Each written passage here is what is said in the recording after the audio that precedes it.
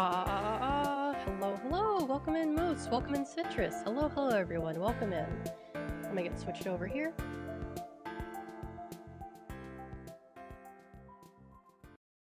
There we go. Hello, hello. Let's see. Well, has my mic been sounding okay the past couple streams? Because I changed the position of my microphone cable. So if there's any like little if it sounds different at all, if there's any like little bzzzt or electronic noises, let me know. Sounds good? Okay, good to know, good to know. Side on Powerwash. Sounds good? Okay. Yeah, I was gonna I was thinking about dipping my toes back into or finishing what I was doing yesterday in Yakuza, but I was afraid of like if I played the same game 2 days in a row, then I would get like how do I say this? Like more tired of it faster, you know, which is something I try to avoid. So, yeah, figured like I want a chill day today because I do have some stuff I want to talk about as well. Haven't heard any sounds. Okay, good, good, good, good, good. Oh man. So I watched let's see. First let me pick a job. Let me pick a job. What was I doing last time? Oh, I didn't want to do this. I was doing this. Oh, the Spanish Villa, that's right. So I watched Resume Job, the DSP documentary by June the King, who I really like his videos. I really like his content. I like how like well researched they are. I especially like his voice and the way he presents stuff. He's very dry, and I really like that in my like documentaries or informational videos. I like someone who has like a very dry sort of presentation, which sounds odd because usually that's kind of like normally people don't like that, but I really like that because I find it to be very relaxing. But I actually know before this, I really didn't know anything about DSP. I knew he was kind of like a lol cow or whatever. I knew that he was like he was like an e-beggar and he how do I say this politely? He hobbled his bauble on stream. That's a weird way of saying it, but okay. You guys get what I mean, right? That's all I really knew about him. Because as far as I was, yeah, he's zorked out. He's zorked out. As far as I was aware, there was nothing really about him that was super like controversial besides like the zoinking it incident, you know. And as far as like lol cows go, I guess he doesn't seem to be that like that bad. Like in comparison to like the other guy who I confused him for Boogie because they're both like, how do I say this politely? They're both kind of overweight, middle-aged men that play video games for a living. So I get them confused a lot. Like, you know, Boogie supposedly faked cancer or whatever, which is a pretty heinous thing to do. Pretty heinous. I would say that's probably like one of the top 15 worst things you could do, especially when you're like trying to deceive like a lot of people. But as oh, and he scammed people with a crypto scheme. Okay, that's also pretty bad. Yeah, that's pretty bad as well. But I didn't really know too much about him. And I had this thought. I had this thought, like, okay, people like, because his main thing is that he is like an e-beggar and he's also like comically bad with money. Like I would say, like I would say in comparison to like other people, Citrus, like Boogie isn't like, I mean DSP. Sorry, we're talking about DSP. I got them confused again. He's not particularly like, he hasn't done anything particularly bad in terms of like morally do. I mean he has, but like he hasn't really like abused anyone or hurt anyone as far as I'm aware. I could be wrong about that. I could be wrong about that. Correct me if I'm wrong. But like there are people who are worse than him. Like people who are a lot worse than him, right? But I would say he's definitely like his big thing is that he's comically bad with money. Like ridiculously bad with money. Where oh, this thing. Like he spent like what was it? Like 100,000 something like $50,000 to $100,000 on like a WWE like was it a gotcha game or was it was like a Bejeweled game. I think it was like a WWE mobile game that he spent like a couple like $100,000 on, and he was like, yeah, he was in debt too. But like the amount of money he was making, like he doesn't make fuck you money, but for like a streamer, like there's like websites dedicated to charting how much money he makes off of every stream, and like some days it said like, oh, he would make like $5,000 a month. That's still a decent amount of money. That's still like $5,000 a month. That's like nothing to sneeze at, you know, for a streamer. That's like, you could live comfortably on that. And the fact that he was like not even able to staircase fountain bowls. What does that mean? This is the staircase. Wait, this staircase? Yeah, that's good middle class income. Yeah, but he was just so comically bad with money that he spent all of it. Is that after taxes and Twitch's cut? That I'm not 100% sure. I'm not 100% sure about that, Citrus. I would have to double check on that. I'm sure someone like more knowledgeable would be able to tell. But like, yeah, exactly. 5K a month is nothing to sneeze at. And he still like was like begging for money. Like the clips of him were him being like, oh man, like I'd want to play this game, but like no one's donated in the past hour. And that got me thinking about like how even though someone like him who is like literally e-begging, and people have called him out for e-begging, like I feel like there aren't as many egregious e-beggars in the VTuber sphere. Like, oh, he spent $200,000 on sex workers. Okay. Yeah, that's how comically bad he is with money. But like, I feel like within the VTuber sphere, like, yes, there are people who will be like, you know, hey, like I need money for like this, and this. But it's never like, I haven't seen anything to that level. I haven't seen anything to that level in this, like, not community, but within the VTuber sphere. I don't like saying the VTuber community because like, I don't really think it's a community, more so than it is like like a group of people who do the same thing, which you could argue is a community, but I don't know. I just think it's cringe to say VTuber community. I think it sounds cringe. Anyway, oh, this is the thing I need to clean. Okay. But like, it just got me thinking, like, if I came on here and I was like, hey guys, like, I'd love to play Powerwash today, but no one has given me any money. Like, give me $50 and I will play Powerwash for like 3 hours. People would fucking call me out on that shit, right? You'd be like, Alex, what the fuck is wrong with you? You know, rightly so. In fact, I hope people would call me out if I tried shit like that, right? Okay, what else do I need to clean? Yeah, the streamer who was angry that no one donated $5. I mean, to be fair, I did hear that that was like a joke that they played up for like a bit and that it just got taken out of context, but I don't know that for certain. I don't know that for certain. And I feel like you really do have to be out of touch on a certain level to do that. Like it's one thing, like, you know, like to say like, hey, like my cat needs surgery and it costs like $2,000. Like that's one thing, right? But if you're doing that like every like week or so, then it's like, huh. You know, I've seen people who like, there's VTubers who have like a donathon or a subathon like every other month. And it's kind of like, you know, people will be like, that's a little bit odd, but no one, as far as I can tell, no one's really like called them out on it, you know. What's dirty? Oh, it must be under here. Okay. There's a streamer who literally just still belittles her streamers for money. Oh, that girl. Wait, was that a different girl than the girl who was asking for $5? Huh. Bitches be crazy. Staircase. Oh, the other railing needs to be cleaned. Okay. But yeah, his money begging was pretty egregious. And that got me thinking, like, a lot of people will, like, you know, make fun of people for being parasocial for VTubers, right? Like, oh, you're parasocial for a VTuber, that's cringe. But I feel like being parasocial for, like, DSP is arguably, like, worse.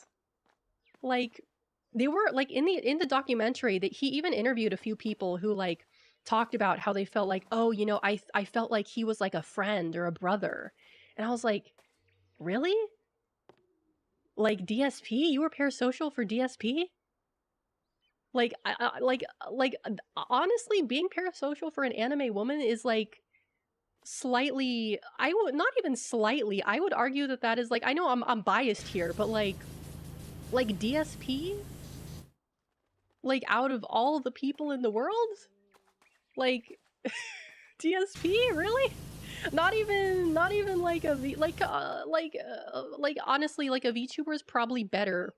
Like being parasocial for a VTuber is probably like less weird and pathetic than being parasocial for DSP. I'm sorry. Oh, that's the terrace floor. Okay, I couldn't tell because it's friggin' orange. It's, yeah, I mean, I guess like he's like, you can think of him as a friend if you have a bunch of like shitty friends that ask you for money and never give you anything in return.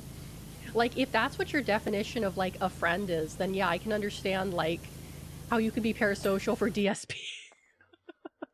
You know, like, oh man, he's just like my best friend's brother who's always asking us for money for cigarettes. He's just like that. Oh, that brings me back. Like, I guess. But like that's still kind of like I feel bad for you. I feel bad for you if that's like your experience with friendship is having like friends who ask you for money and then don't pay you back.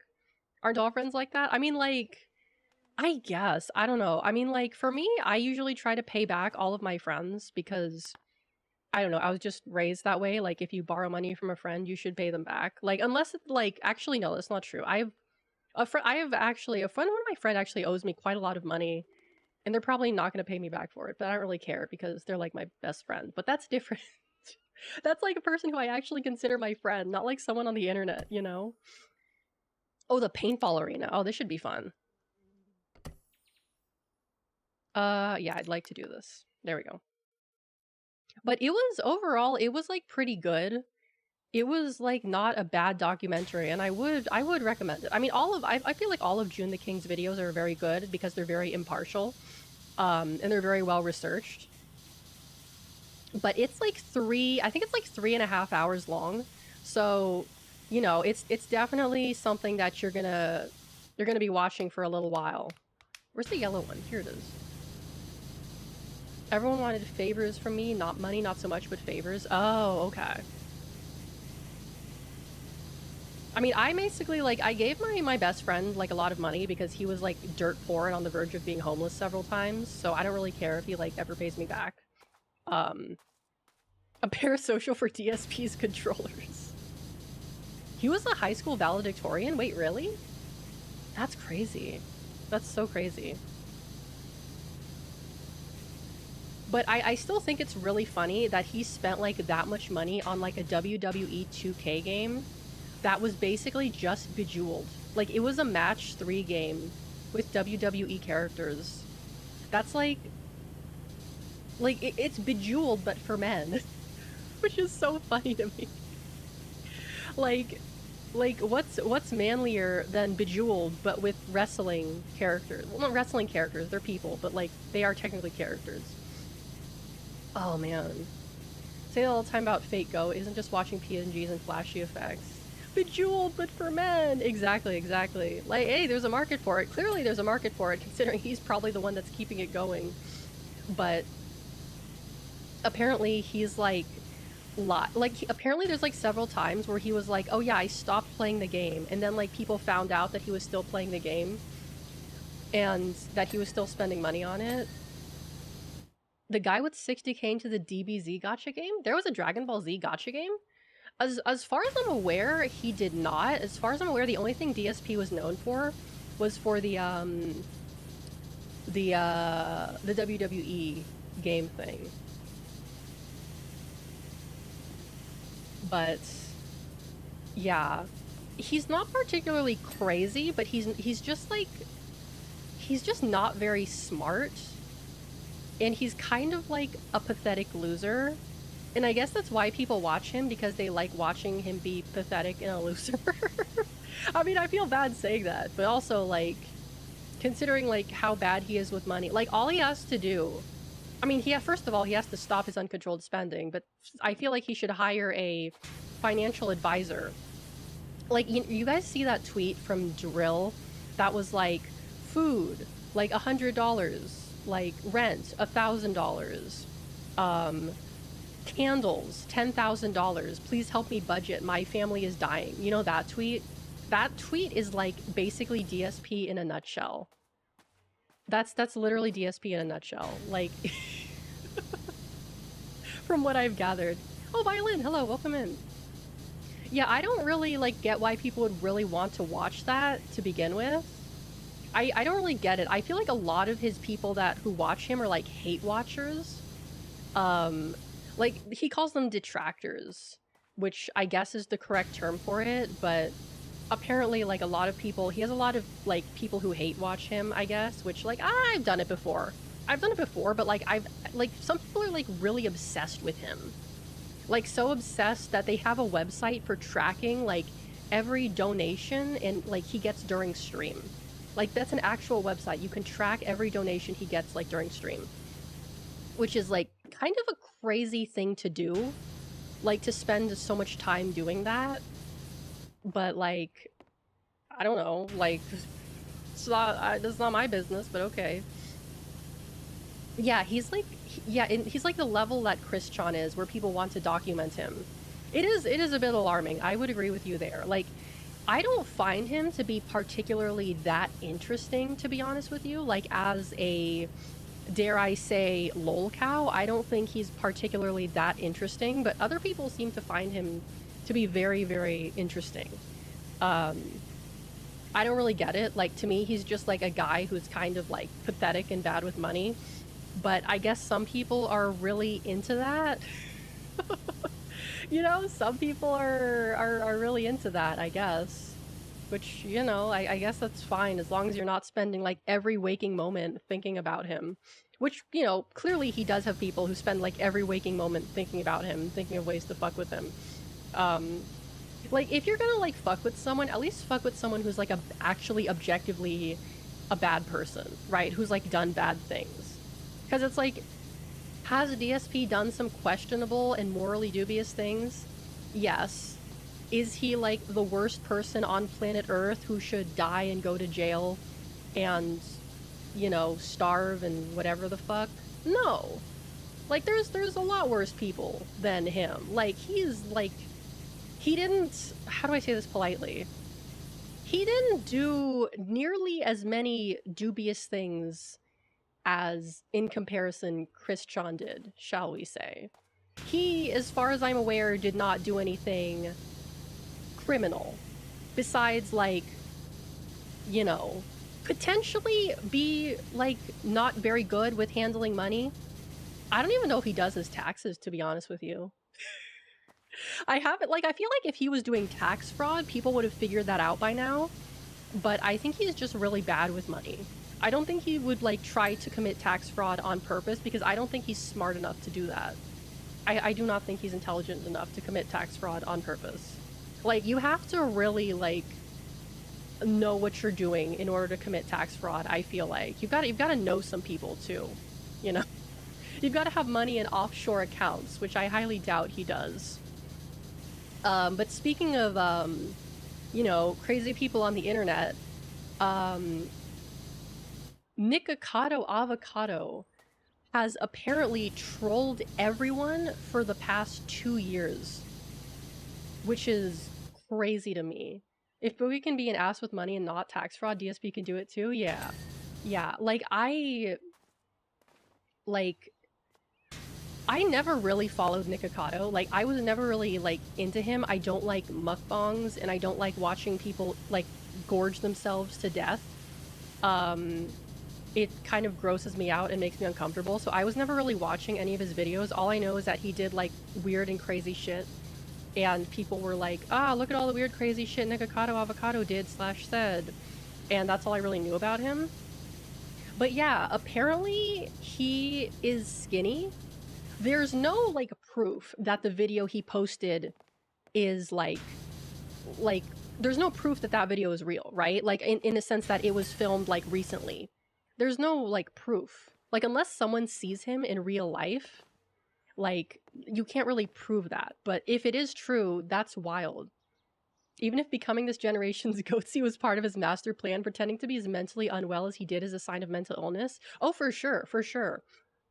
I mean, I've seen some people argue that, like, you know, like his weight loss is still a sign of disordered eating. Because in that video, he looks really skinny. He looks really skinny in that video he posted. And even if he was losing weight for like the past 2 years, like going from that size to that size, like that's still not healthy. Like that's still not healthy. Like I would, like, I don't have anything, like he started off as like a raw vegan, right? And that takes a lot of like strictness and dedication. But let's see, I liked early angry video game nerd videos, and then he kind of started doing music, and some people got obsessed with documenting him. Yeah, I never really followed AVGN. Like, I don't really know if he did anything, like, weird or not. I watched his videos, and his videos are funny, but, like, him as, like, a creator, I never really followed that much. Are you talking about who I think you're talking about? Oh, you mean, Nikocado? Yeah. Yeah. So, like, I don't think... I gotta be real with you guys. I don't think being a raw vegan is healthy. Like, I'm not saying that being, like, a vegan isn't healthy. Like, I would argue that it probably is, so long as you are eating correctly. But being a raw vegan, I don't think that's normal. I don't think that's, like, normal, in a sense that's, like, a real diet that, like, people have actually, like, eaten over the course of history. I think that's, like, some made-up thing that some hippie dude made up, right? Like, you know, it's one thing to be, like, a vegetarian because you're, like, you were raised in the vegetarian culture. Because, like, those exist. But, like, to, like, raw vegan specifically, as far as I'm aware, there's no, like, culture or religion that requires anyone to, like, legitimate religion, I should say, that requires someone to be a raw vegan. And so, to me, it's just kind of like a made-up diet, like most diets now. But yeah, I think his weight loss is a bit alarming. Like, even if it, like I said, even if it was over the course of 2 years, that's still a little bit like you don't become that heavy and not permanently alter some part of yourself. Like, like his you don't, like, get that fat and not have health problems that will stay with you for the rest of your life. Like, he was on a CPAP. As far as I'm aware, I don't know, that could have been fake. Some people were saying it was fake, like the CPAP was fake, but I don't think it was. Like, your organs are permanently altered by that kind of weight. Your bones are permanently altered by that kind of weight. Your muscles, like, it changes your entire body. And even if you were to reverse that, you are still going to have health problems that will stick with you for the rest of your life. Like, I'm not a doctor, so, you know, I'm just pulling, I'm not a doctor, right? I'm not a dietitian. Apparently, he is actually a dietitian. Nikocado, apparently, supposedly, he is, like, a legitimate dietitian. So, he probably knows more than I do. But even still, like, putting your body through that for the sake of, like, asocial experiments, I don't think that's, like, a sign of mental well-being. I don't think that's really a sign of, like, mental stability. I don't think it is. I'm not an expert, you know, but I don't think that's something that mentally healthy people do. Maybe he took one for the team? Yeah, I mean, maybe. I mean, I was just thinking, like, someone's got to do it, right? Someone's got to do it. Like, you know, maybe he did it as a way to show, like, you know, like, it's not impossible to go, you know, to lose weight. It's not impossible to, like, you know, go back to being healthy. Like, but it's also, like, if he's not talking about, like, the health issues, like, because, like I said, I don't think it's possible to go from being that fat to that skinny and not have some sort of, like residual problems from being that heavy in the first place. I don't think that's possible. I'm not an expert, I could be wrong, but I don't think it's possible, right? Like, there's got to be some stuff, like, going on inside that he is still dealing with. And I feel like it would be a little bit dishonest if he, you know, did not talk about that. Whether he does talk about it or not, that's, you know, his business, I suppose. But, like, Come on, if you're gonna do that and say it was a social experiment, you have to at least share the results of that with the class. You know, you gotta at least share your findings with everyone else, you know? But that video he made was so creepy. And I get that he probably did that on purpose, but like, he's like in this white room.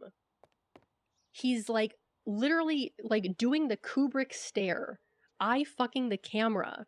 And he's like, "You are all ants to me. You're all pathetic ants." And he's like doing an ASMR thing too. It's really weird. Like, he's literally like trying to do like ASMR shit in that video. You could, like, that video bothered me because you could clearly hear like background noise. And I'm just like, come on, dude. Like, you edited this video in Premiere. Like, you couldn't even like be bothered to use like the filter to take out the background noise. Come on, even I do that, and I hate editing videos. Anyway, but yeah, it was a weird video. He was literally doing the Kubrick stare at the camera. It was very strange. And it was less of an experiment and more of self-congratulation. Yeah, no, like, that was like, I mean, if true, if he is like normal size now, it's kind of amazing that he was able to pull that off without anyone like seeing him, unless like he was just like that unrecognizable. Like, maybe he didn't go to the gym, maybe he had like a home gym, because like, you know how people are with these kinds of people. Like, they stalk them, they dox them. Like, I don't know, is Nikocado a lol cow? I don't know whether he is or not, but you know, with people who typically have a lot of eyes on them, you know, they're gonna get stalked, they're gonna get doxxed. Like, it just kind of happens when you have like, you know, that's just kind of what happens when you have like a Kiwi Farms thread on you, you know, or like that's just part of what happens, right? You attract the attention of people who do things like that. So if like that video is real and no one has in fact seen him like in the wild for 2 years, that is kind of crazy that he was able to do that. That was kind of crazy that he was able to do that. Like I said, if the video isn't fake, if he's actually like a skinny mini again, if he's actually like did lose the weight, like I gotta be honest with you, I can't watch his videos because I can't watch people like eat that food like that. It just grosses me out. It just really grosses me out. So whatever information I get about him will be through osmosis. Also because I just don't really care enough. But yeah, that video, like, he was really being creepy in that video, and I feel like he was doing it on purpose. But like, I don't like I don't like watching people eat like obscene amounts of food, and I don't like hearing people eat obscene amounts of food. I don't like the sounds of people eating. It literally makes me want to vomit. I remember one time, like, I accidentally clicked on this, like, ASMR video of this, like, woman eating fruits, and I almost, like, the first, like, 2 seconds, I almost vomited because the sound was so visceral. It was so, like, disgusting. I could not. I could not. It's really awful. I don't understand people who like that kind of shit because it's just, like, it's disgusting.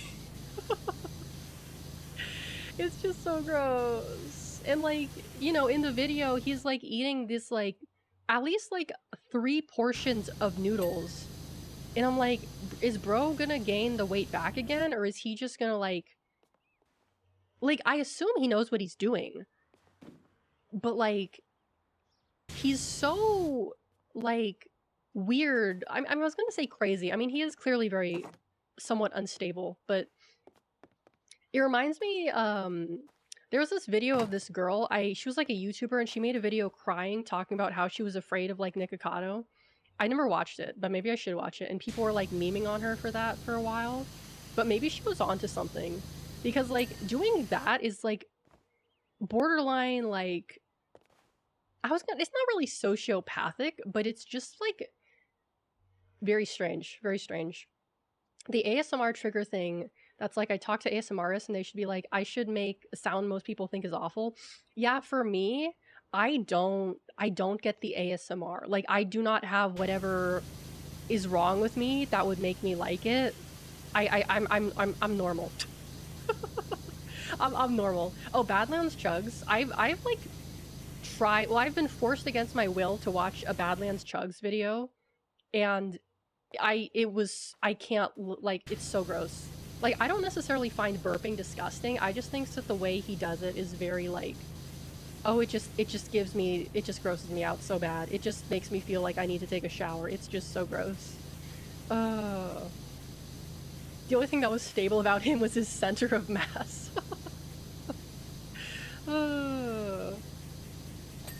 Like I just like, I don't know if it's a genetic thing or if it's just like a conditioning thing. Apparently up to 20% of people experience ASMR. Like, I guess it's just like you're either conditioned for it or you're just like born with the ability to experience it, because I have whatever the opposite of that is. In a sense that ASMR sounds make me like want to like throw up and like make me want to like take a shower. Like whatever the opposite of that is, I have. If that makes sense. Like it just grosses me out so bad. It's just icky, icky, icky. I mean, I think it's what it is I just don't like isolated sounds. Oh, it's lagging? Okay, we're fine. Misophonia. Interesting. Is that the term for it? Like, I am the kind of person where like if I'm just like in my room, I hear background noise. I hear noise from the street. I hear electronic like humming. I hear like, you know, people walking around. I hear the dogs moving. I hear like background noises. I like background noises. I like ambient noise. But like if you were to put on a pair of like noise canceling headphones on me and play like the sound of like, I don't know, a bird chirping, I probably wouldn't like it very much. I don't think like that would, like, it would just weird me out. It would just weird me out. Like if I were to hear a bird chirping like just in real life, like that would be fine. Like it wouldn't bother me, but just like the sound isolated by itself, like it just like, I don't like it. It feels very unnatural. It feels very unnatural to me, and that's what kind of weirds me out about it. Library environments are fine because libraries have ambient noise. Like they have people turning pages, there are like muffled sounds, there are like sounds from far away, like there's ambient noise. I like ambient noise. I don't like isolated noise, if that makes sense. Um Having strong negative emotional psychological reactions to specific sound triggers. Maybe. I mean, it's not like I haven't actually like vomited because of it, but it was like it triggered that response in me, like listening to someone like if I were to like watch someone eat an apple, that wouldn't bother me. But like if you were, like I said, if you were to put on noise canceling headphones and play isolated audio of a person biting into an apple, that would probably like give me the ick. I don't know if that's weird or if that's like normal or not. I mean, I do have like weird things like that, but do I have a flashlight in this game? I can't see anything. No, I guess I don't.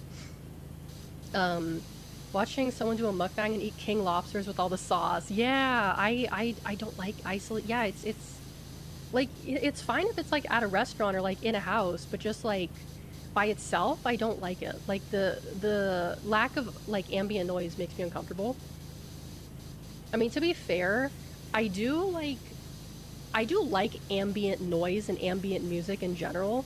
Like when I go to sleep at night, I try to put on a stream or at least a video just to have like some noise in the background, because I find that I do actually sleep better with like background noise.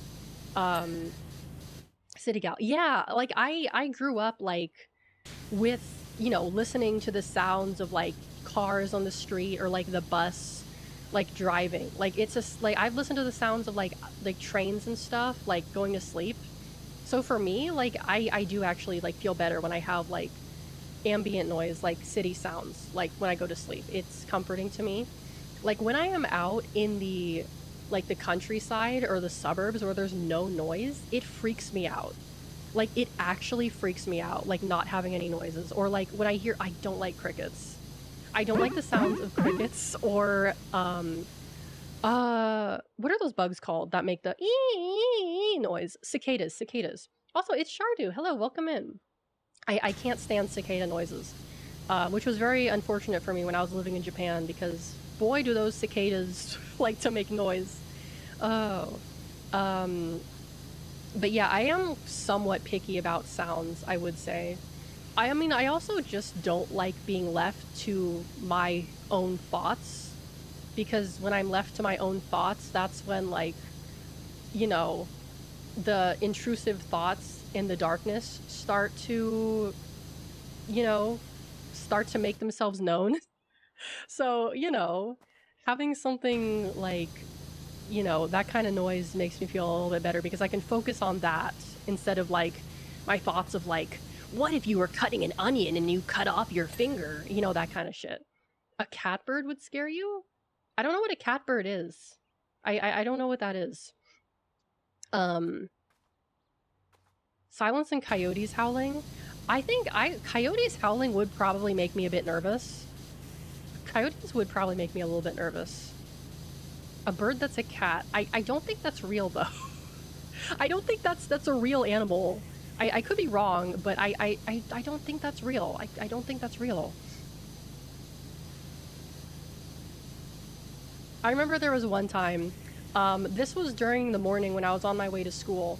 So I was walking to the train station, and the cicadas were so loud, I could not hear myself think. That's how loud they were. Like, if I had even like tried talking to someone, they would not have been able to hear me, because that's how loud the friggin' cicadas were. It was crazy. Like, they usually quieted down at night, but like it was still fucking annoying, Because the thing that like interests me, like, I mean, I'm not interested in ASMR, but the thing that I've always like don't really understand is like, how do you like do it without background noise? Because like those ASMR microphones are really, really expensive, and they pick up a lot of noise, which is why you have to like whisper and shit, because they pick up like every single sound. So like, unless you live in like a almost entire, you either have to have your own sound booth, or you have to live somewhere that's just like naturally really quiet. Like, how do you do that? Right? Like, how do you do that? Yeah, like you for Almontes, like if you were to try to do like ASMR like where you live, I don't think that would be possible unless you were in like a sound booth. Like I don't think that would be like at all possible. I mean, I suppose like the thing about, I feel like people who do ASMR is that they are very, very dedicated to it.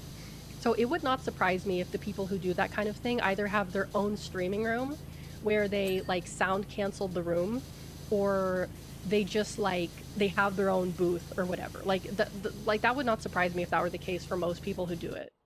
Some mics are really directional. Oh, maybe, yeah. But like from what I've heard, they're like so sensitive that if someone is like even like making noise within like outside of your room, like you will be able to hear it on the microphone. That's how sensitive I've heard those things are. Whee! Clean up the cactus. You might not be able to do the entire... Oh, okay, if you have like a box made of foam, oh, maybe. Maybe. I was thinking about like picking up some sound panels for my room, but the thing is that I use such a strong like noise cancellation software, and it works so well that I don't really think it's going to make like a huge difference if I do that or not. Because like I use NVIDIA Broadcast because like it works very well, and I kind of have to because I don't live by myself, and without it you would probably be able to hear, someone walking around outside my room, so it is very helpful for that. But like I also like it because it doesn't pick up my noises that I make, like my mouth noises or my sniffling noises, because I hate hearing like mouth noises. I hate my own mouth noises when I listen to like recordings that I do. I don't like it. It feels gross to me. So I really, really like it for that. But it also is kind of a piece of shit and breaks a lot. And when it breaks, I have to uninstall it and reinstall it. You use heavy curtains.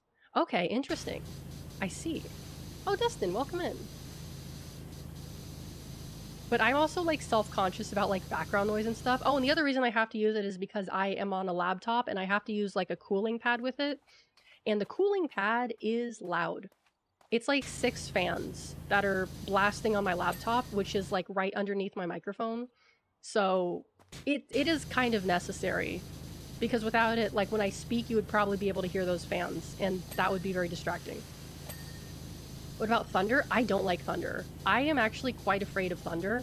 Like, it legitimately makes me want to cry when I hear it. I'm a big baby about thunder. It really freaks me out. I don't like it. I don't like it at all. Oh, your gaming computer was like really loud? Yeah, that's the problem, is when the fans get really loud. Have I ever seen a stena mask? I have no idea what that is. I do not know what that is. I can look it up real fast though. Oh, let me turn this off so it doesn't. Let me look that up.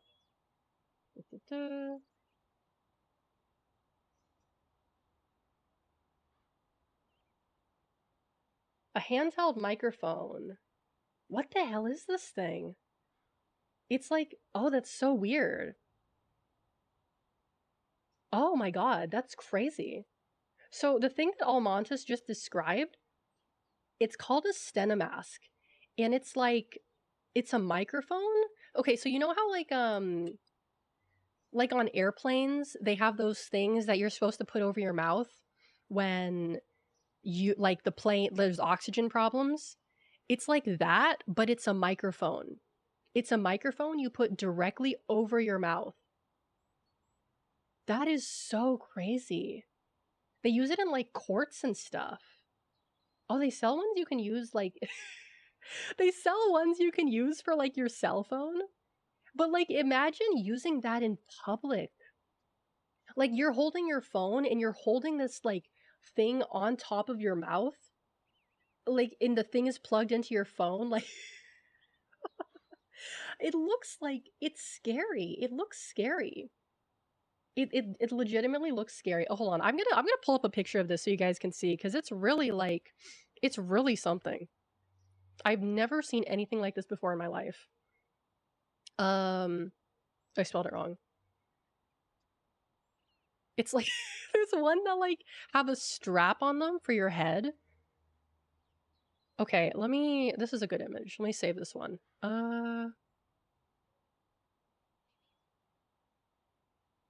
Like it's a little scary. I gotta admit, it's a little freakly. Arya, hello, welcome in, welcome. How are you? Thank you for stopping by. Here, okay, this is the stena mask. It's a little scary, so be warned. I mean, it's not that scary, but as you can see, it's like a microphone that goes over your mouth. Isn't that so weird?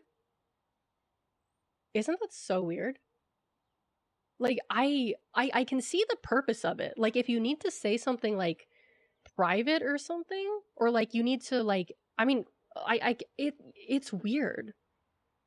I can see it being practical, but the main issue is that it just looks so weird. It's so weird. And it looks like it's just weird, right? Isn't that weird? Um Oh, it's for court stenographers to cancel out noise. Yeah, I think it's for canceling out noise, and for also like if you need to say something private. Like if you're trying to have a like something that like shouldn't be, you don't want other people to hear. Like the pictures that I'm looking at on Google, a lot of them are like courtrooms. So clearly it's something that's used a lot in courtrooms. Like I guess if you need to like take a sidebar with someone and you don't want everyone else to hear. Um but yeah, isn't that crazy? It's so crazy. And they have ones that like you can buy and use like I guess in your home office if you need to. Like let me show you guys this one picture, because this one picture is really it's kind of funny. It's kind of funny. Hold on. So this is like an example of someone using it. Oh god, that's gigantic. Hold on. Like if someone were to use it in public, which I would not use this in public because that looks like you look like a psychopath if you use this in public. You know, like I just can't like picture someone using this in public, you know? Like clearly it's like it's so weird. Yeah, it's really sci-fi. It's like sci-fi, but simultaneously like old school at the same time. It's really weird. Like, you know what it looks like?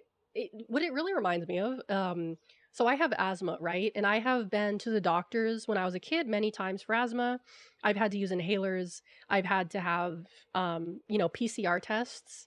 It really like is giving PCR tests to me. Pulmonary function test, not PCR test, pulmonary function test. It really reminds me of being at the doctor and them checking, like, or having to use an inhaler. It's a mouth. Hello, Sorer. Welcome in. It does look like a vacuum. It does look like Emmy. No, Emmy. No, don't say that. Like it's just like it's giving asthma. It's giving asthma. If I saw someone with this in public, I would assume that they have very severe asthma, and they're like I would assume it's some kind of like fancy digital inhaler, right? Like it's some new kind of inhaler for someone with very severe asthma. Um, yeah, it would be very difficult to have a serious conversation with this on. The love sense stirs. No, Almont is not you too. Don't say that. Oh no. Oh, teeth whitening. Yeah, that's true. It does kind of look like a teeth whitening device too. Yeah, there's a lot of things that it look like, but like okay, there's one more I want to show you guys that's really funny. Um why is this image okay, no, I can't look at this image, but basically the picture I want to show you. Oh, here's one I can show you. It's a hands-free one. It's a hands-free one. So it basically has like a strap that goes around your head. But this looks like it looks like a CPAP, doesn't it? It looks like a CPAP.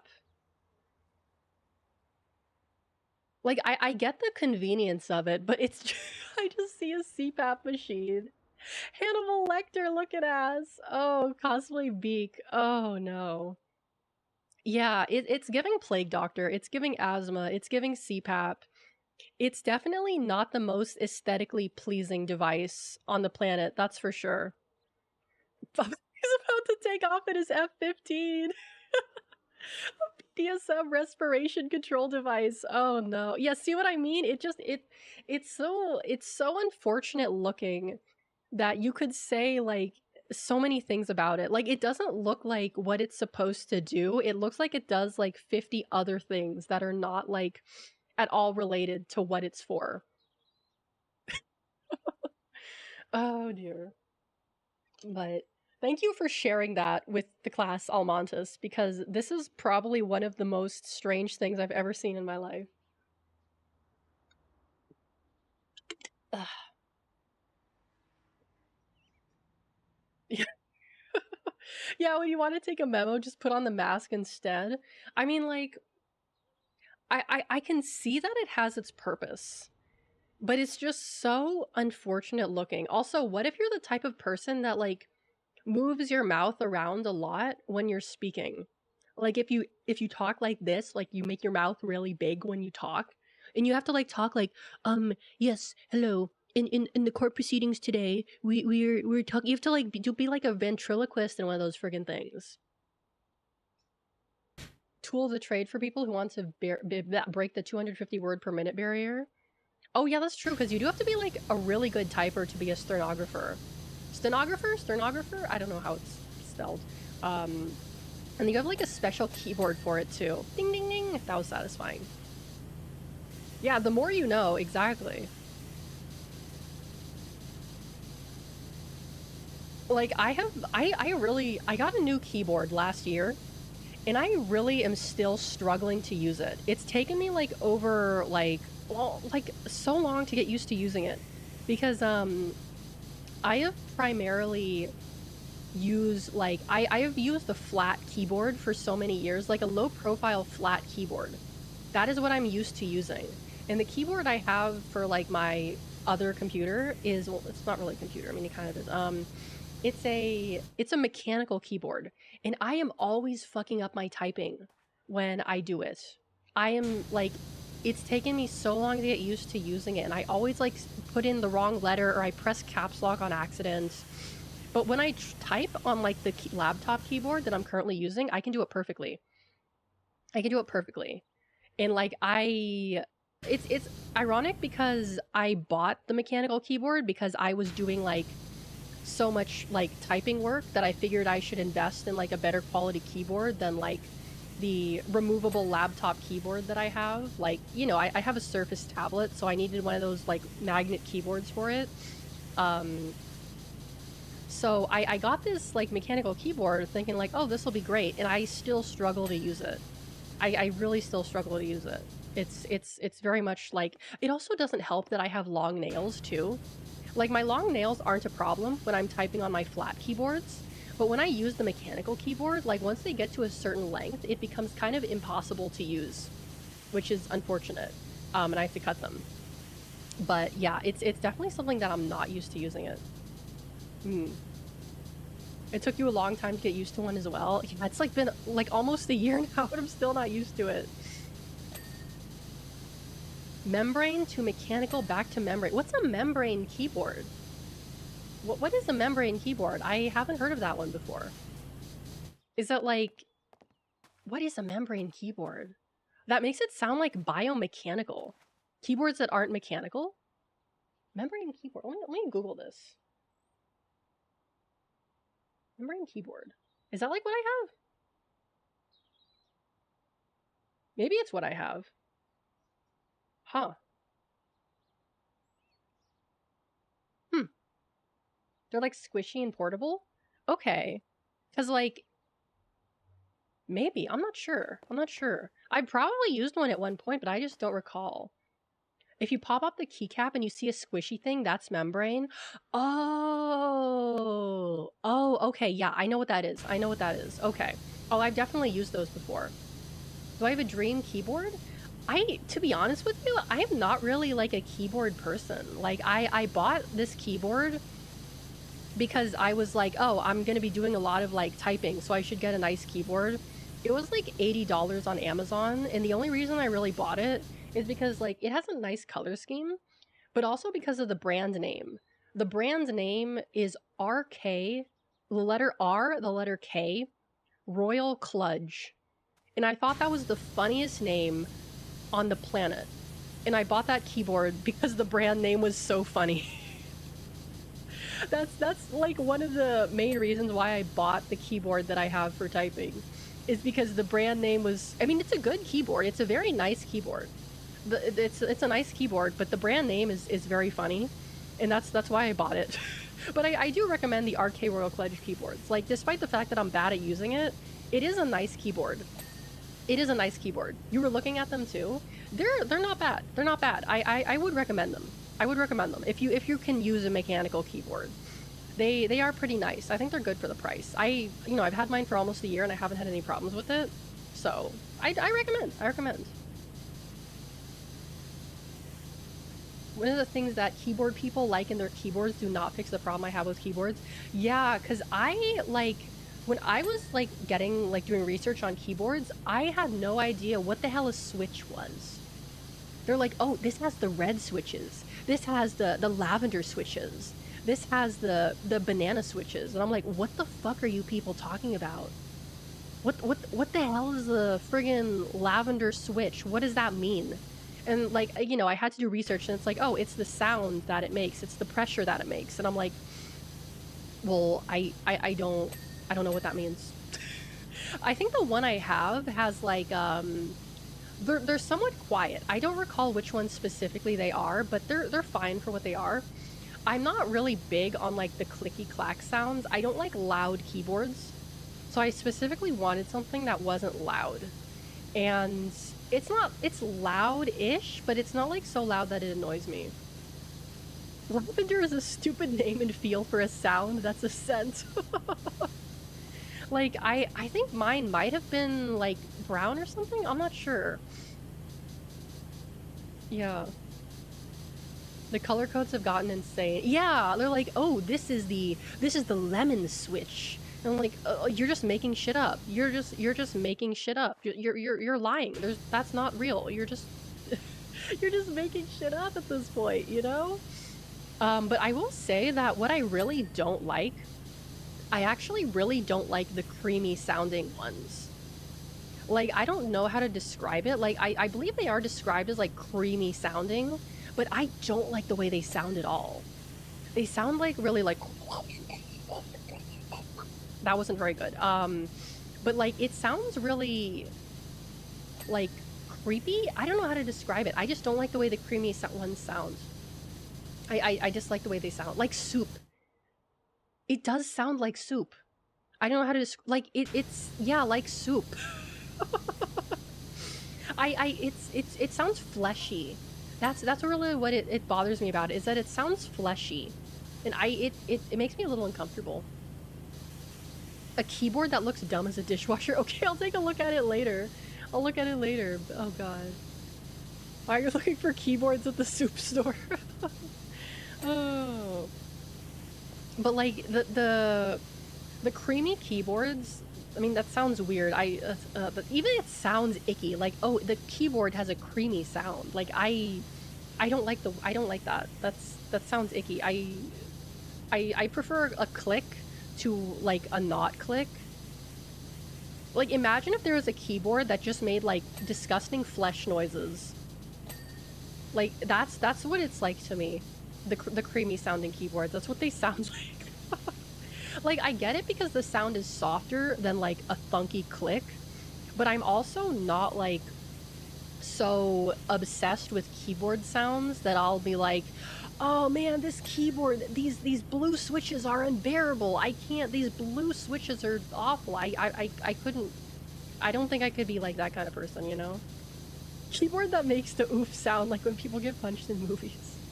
I have seen like a duck keyboard. Have you guys seen like the ducky keyboards? It's like all the keycaps are ducks and they make like a quack sound, which is like fun for like an Instagram video. But for like actual practical use, I think that would make me want to die. The keyboard switch talks reminds me of 2000s era weed guys. I mean, there's certainly a certain level of like, how do I say this? Like, obsession that is necessary to really like be interested in like care about your keyboard sounds and the switches and stuff. I don't even know how you even get into something like that. I guess you just like have a keyboard that you either like or dislike enough that makes you go, I would like to get a keyboard that sounds a specific way. I don't know. Oh, you have a ducky keyboard? Oh, okay. Yeah, the ducky keyboards are cute. Not to be confused with Ducky, a manufacturer of mechanical keyboards. Wait, there's actually a keyboard manufacturer called Ducky? If they don't sell like duck keycaps, they're really missing out on an opportunity. Extra creamy, sir. No, please, anything but that.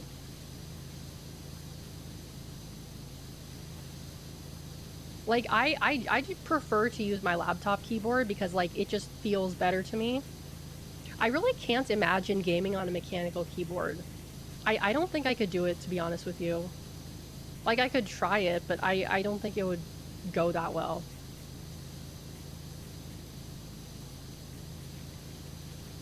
This keyboard has more of a head high. Well, that keyboard has more of a body high. Speaking of like that, you know what actually kind of like bothers me about the mechanical keyboard I have is that it's not flat. It's at a very slight angle. Like it's not a huge angle, but it's slightly like tilted upwards. I think it has a specific profile. I don't remember what the profile's called, but that's another reason why it's hard for me to use, is because I'm used to using keyboards that are completely flat, and this one is not flat, and so it's difficult for me to use sometimes. They each have their pluses and minuses. Okay. That's because angle typing is better for you? Is it really? I didn't know that. Okay. Because it actually does have little, like, legs that pop out. Why is this still dirty? Oh, it's dirty down here. Okay. It has little legs that pop out that I can use to make it, like, go at a higher angle. But I feel like, for me, that would be pretty uncomfortable. I could try it, though. Could try it if it's supposed to be better for you.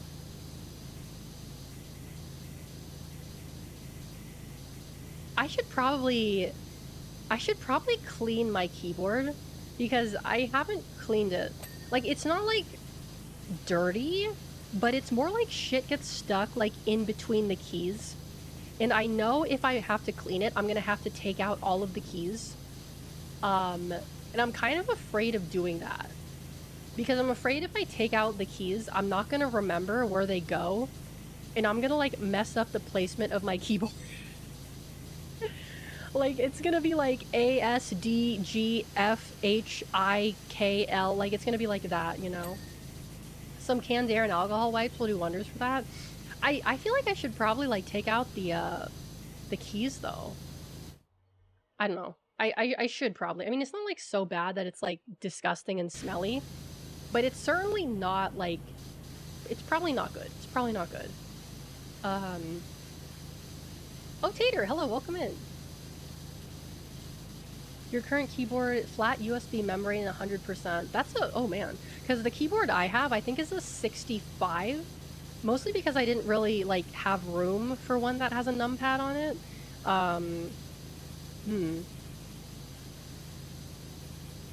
You had jobs where you reorganized the keys on purpose? That's...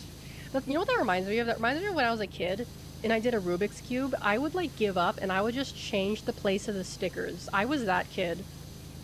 I was that kid, where I would just get frustrated with the Rubik's Cube, and I'd be like, you know, no one's gonna care if I just replace the stickers. I was that kid. I was a cheater. I will admit it. I was very much a cheater in my youth. I would cheat on school assignments. I was kind of a bad kid. I would steal things from other kids' desks. I would cheat. I didn't... Well, yeah. I was not particularly the best of children. I only got caught a few times, though. I only got caught a few times.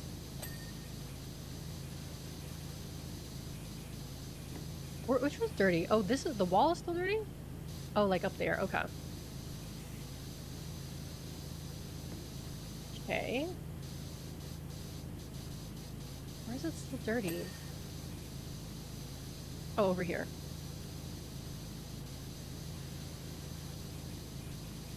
Oh, maybe over here. Not getting caught. I mean, the thing is that when I was like in elementary school, I would get caught. But as I started getting older, I like didn't get caught as much. And then I kind of stopped. But around the time like I stopped cheating is around the time when my GPA started dropping. So, you know. Oh, it's clean though. If you actually like the feel of membrane keyboards, the key moves down to accutate the switch. Tactile switches like Cherry MX Browns have the least different feel.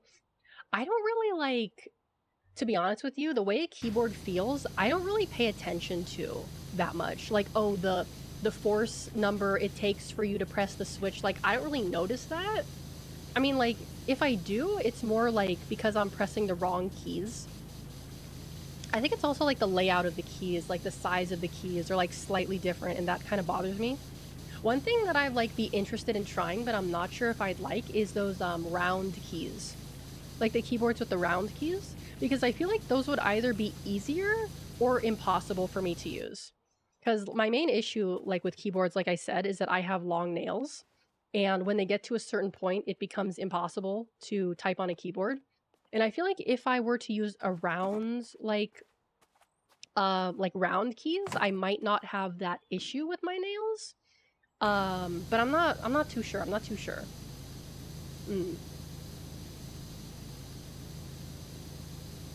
It's easy to notice until you start trying to pay attention to it, and then it becomes impossible not to notice. I suppose so. But yeah, I remember, what was I doing the other day? I saw like a keyboard that was like $500. I don't even remember why it was $500. It was just like $500, and I was like, why would you spend $500 on a keyboard? Like, even if you do a lot of typing, spending $500 on a keyboard is kind of like insane to me.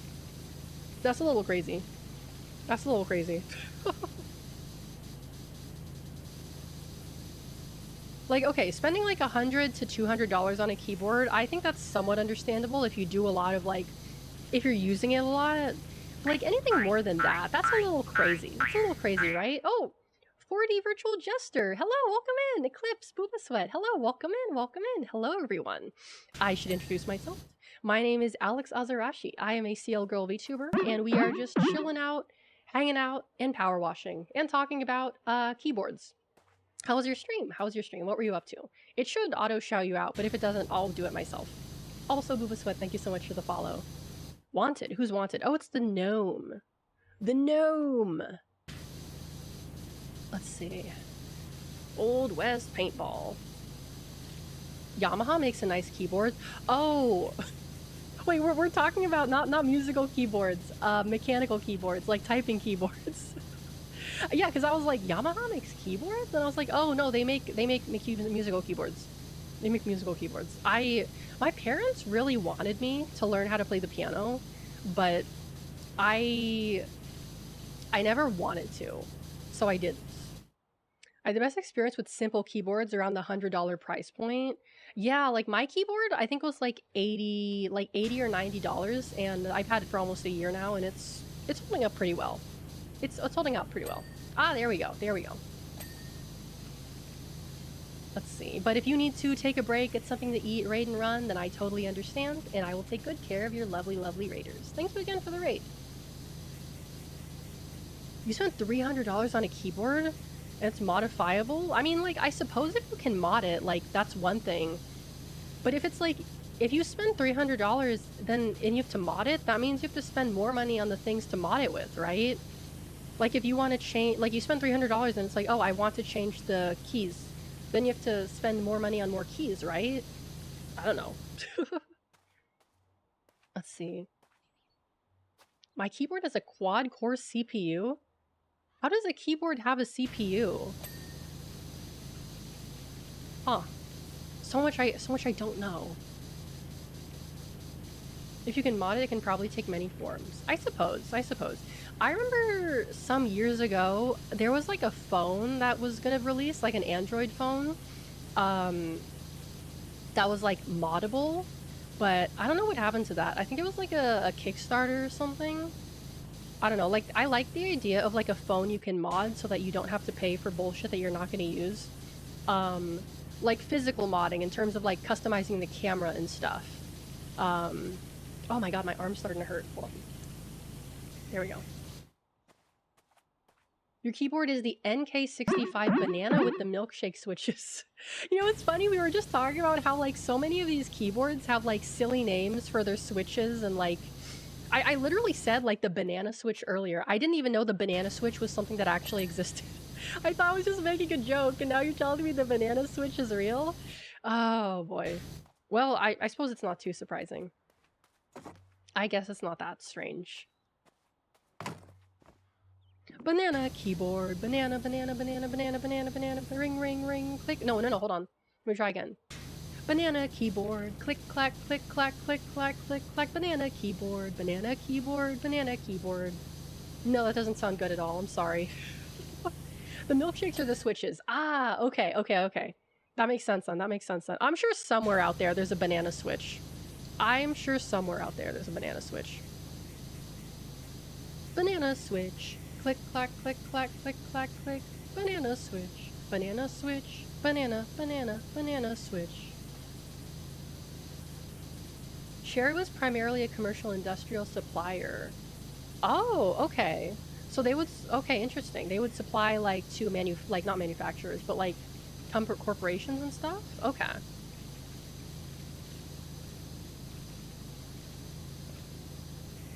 I think like a keyboard that looks like a banana would be fun, but it would probably be kind of hard to use. No, because it could be like one of those, you know those ergonomic keyboards that are like, the keys are, they're not a straight line, they're like bent or they're curved. It could be like one of those, like an ergonomic keyboard that's shaped like a banana. That would be cute. I don't know how practical that would be though.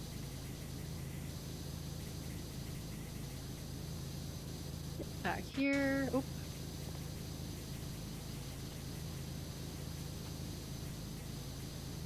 Oh yeah, still pretty dirty under here.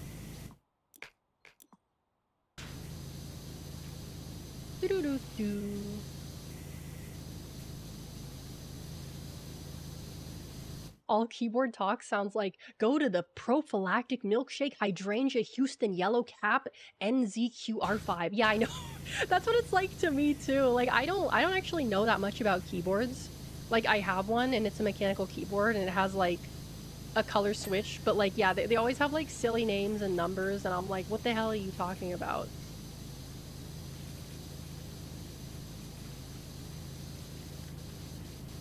I don't know what an avocado switch is. Leave me alone.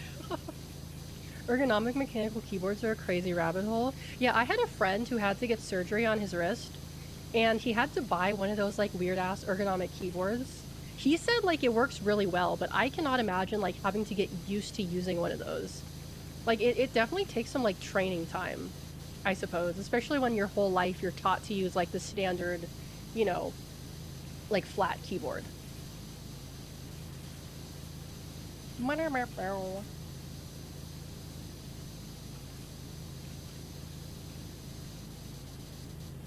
Oh yeah, I've seen those mechanical keyboards that have like the little TV in the corner and you can program it.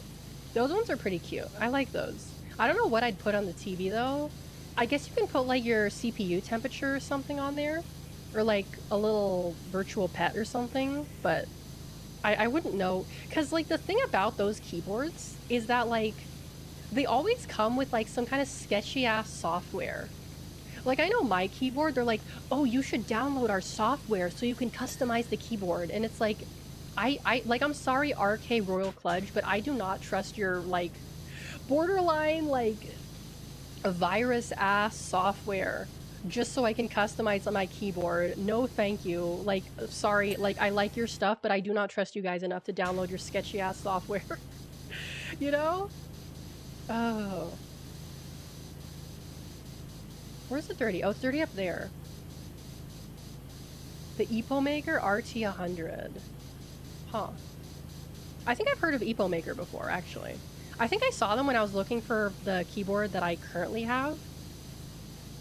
Because they're pretty popular on Amazon, right? Because the one I have is an RK Royal Kludge, which I love because the name is so silly. Like, what is Royal Kludge? What does that mean?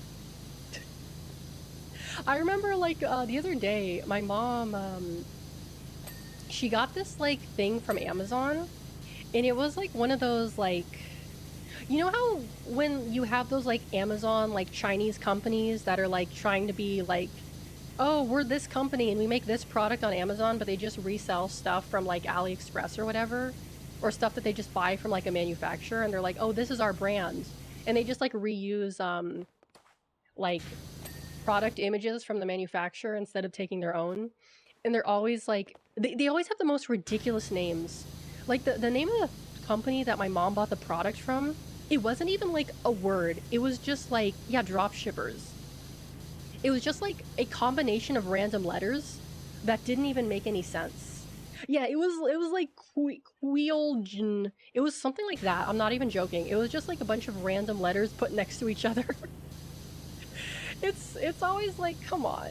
You could at least like pull out a dictionary and like find like a fun word you could use. Like it doesn't even have to be like it's not even a word. That doesn't even sound like a word in any language. You just put letters next to each other. You're not even trying.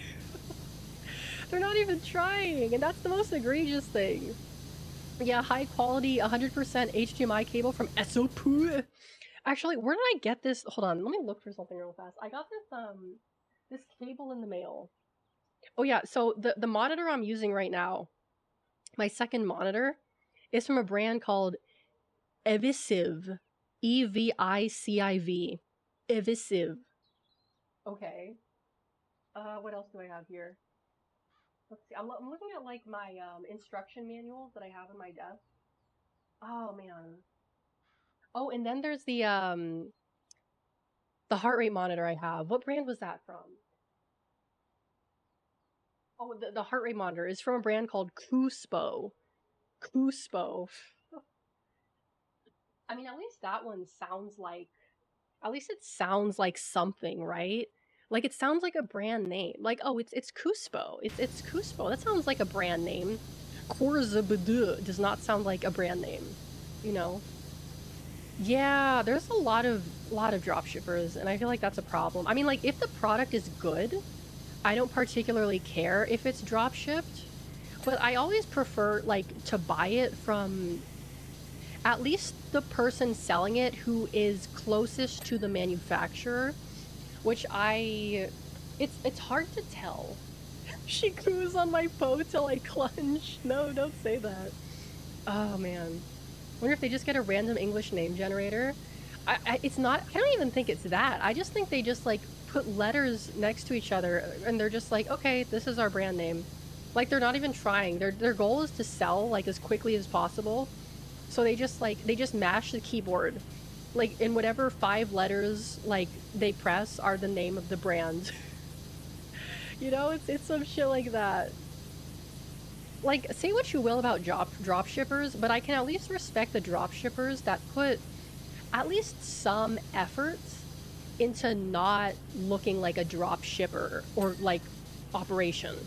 You know, like they take their own pictures, they have their own logo, they have like a brand name that sounds real. It's like, okay, you're at least putting in some level of effort, and that is at least mildly respectable, even if you are drop shipping. But like, not even putting any effort and just using like blurry images from the manufacturer that you stole off of their website, like that's come on, man, come on. Like I remember I was looking to buy a costume online, and because I was originally gonna make it, but I've like lost all motivation to sew it because I'm realizing that it may in fact be a little bit above my skill level. So I decided to buy it instead. And I found like 2 websites that sell like supposedly the exact same costume because they use the exact same manufacturer images. One of them has a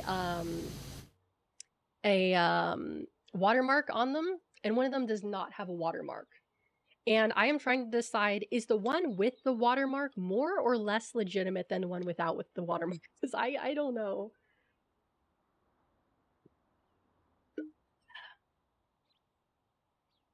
But I was surprised at how much shipping was. Because it said like to ship it from China to the US, it would cost like $23. And I was like, does it really cost so much to ship things now?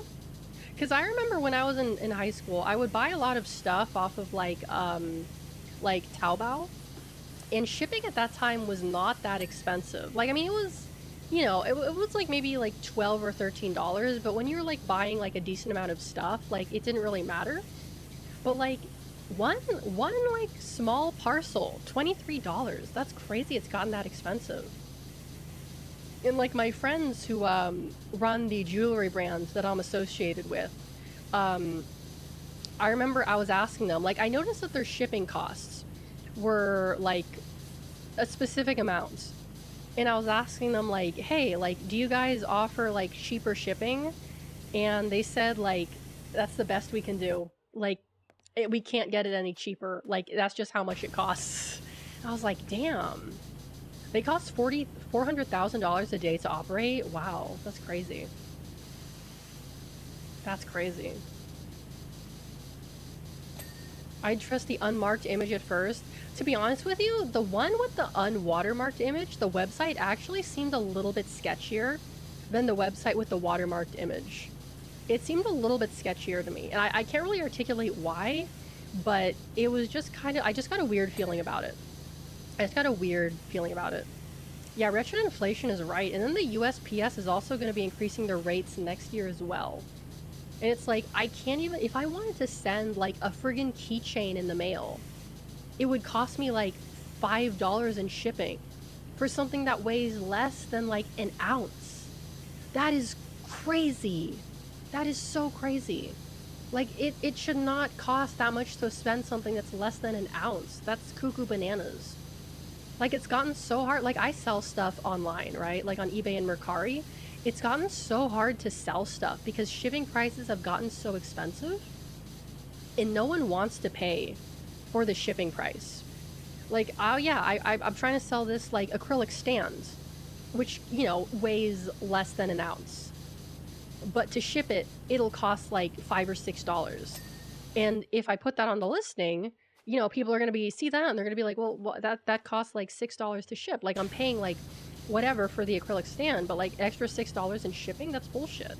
You know, and I remember there's this, I really want to buy this like keychain, but shipping within the continent, I don't know why the shipping is so expensive. Like, to buy the keychain that I want, for some reason the shipping is $9, and the keychain is like $12.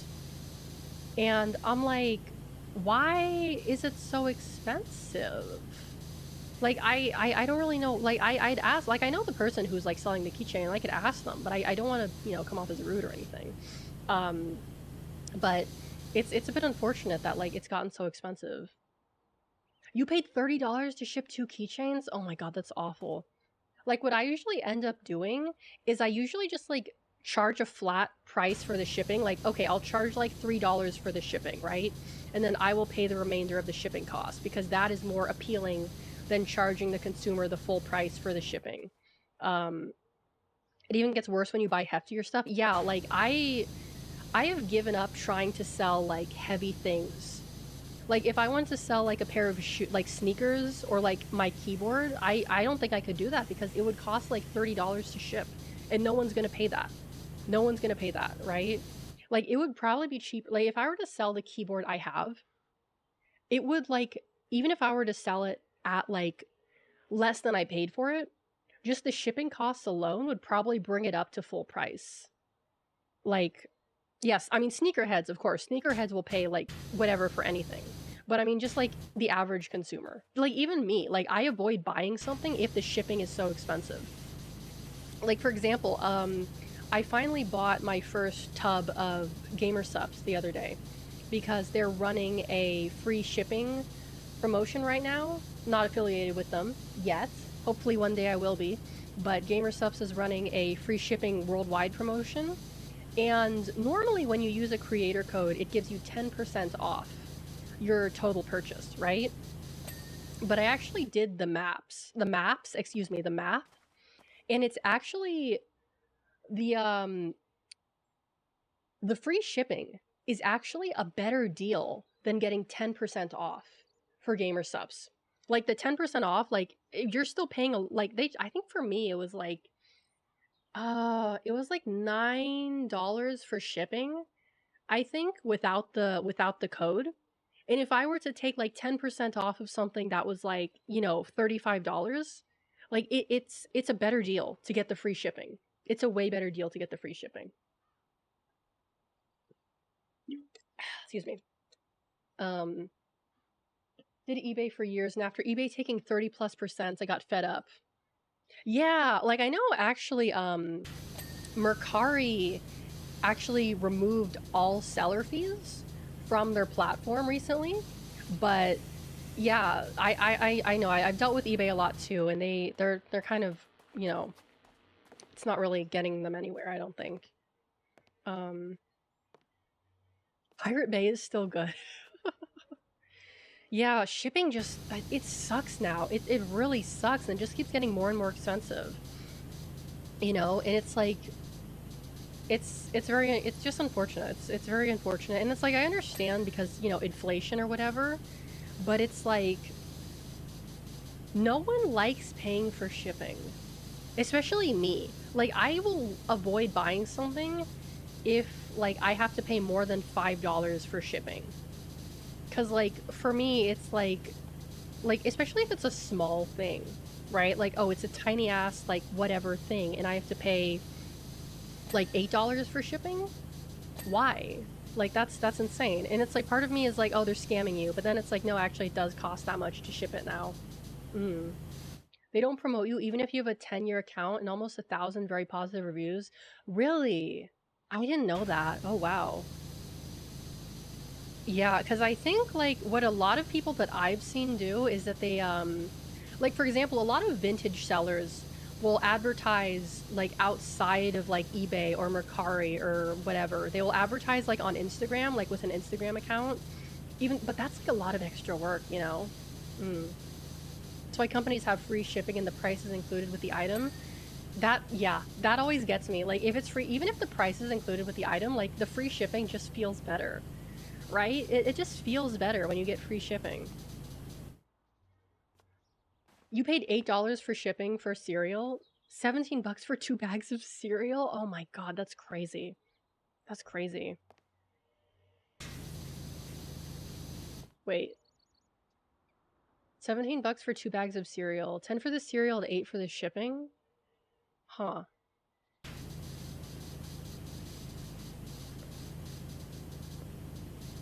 Whee! Like, I think that if your item is like less than an ounce... Oh, you went to the store. Okay. Yeah, because like even with buying groceries, like the shipping is... Like the grocery app that I use sometimes, they actually raised like their minimum for free shipping. They're like, oh yeah, like I remember even Amazon did that too. They raised their minimum for free shipping like several years ago, which is unfortunate. Have at least 5 planes going through the airport daily. Just drop my item on the pallet that's already being dropped off and don't charge for shipping. Yeah, it's like I hate paying for shipping, and I also having to like... I mean, I hate paying for shipping whether I'm the one selling or buying. It's very unfortunate either way.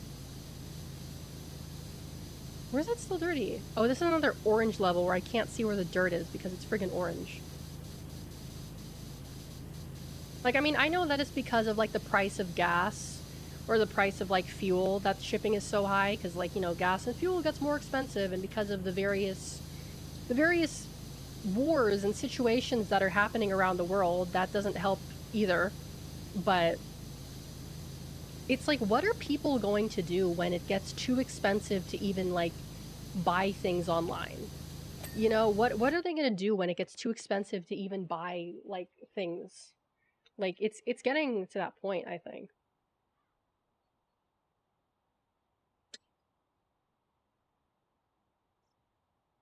Ugh. Ooh. I might need to get something to eat. I haven't not eaten since this morning. I need to take a little snack break if you guys don't mind. Sorry. Let me switch over to the BRB screen here. Let's see. I'm gonna take a quick little snack break. I'm gonna run an ad, so if you don't want to see the ad, you can go to the bathroom or get a snack as well. And I will see you guys in a few minutes. Bye-bye!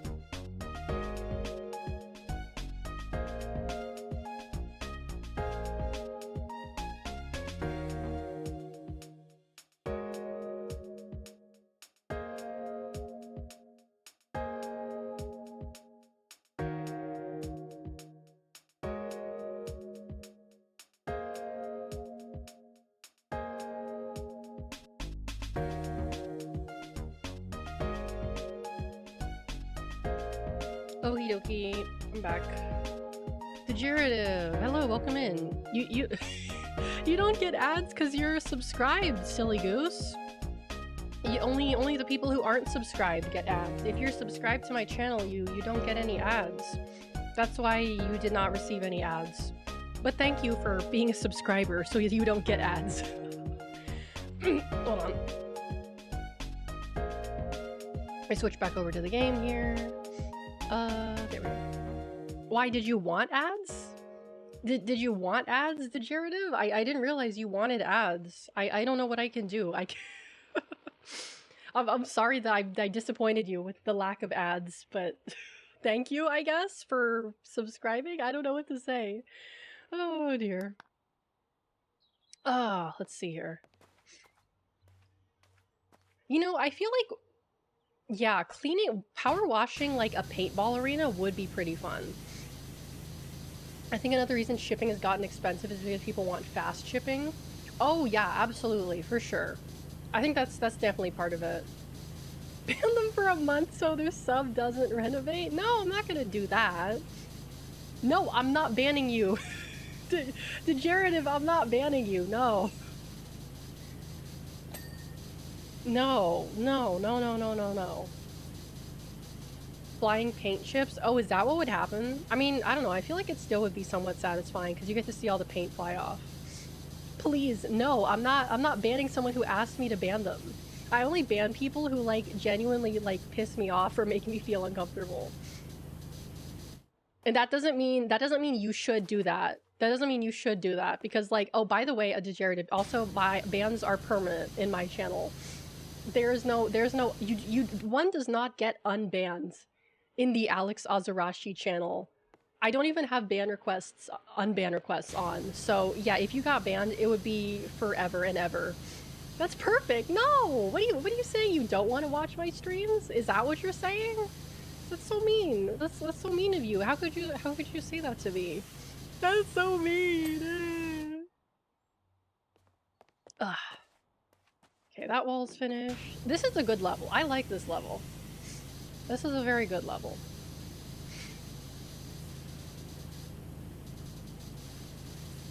Oh yeah, well I'm gonna tell Ronan. I'm gonna tell Ronan, and then she's gonna ban you, and then we're both gonna ban you.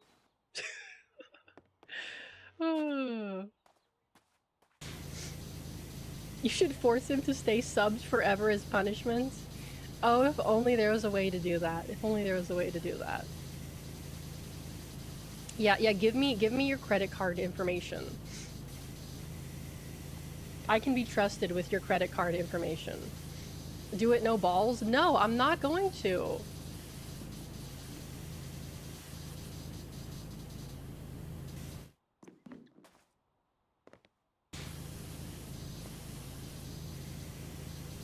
Okay. Get this cleaned up here. Whee! Do do do do do do do do do do do.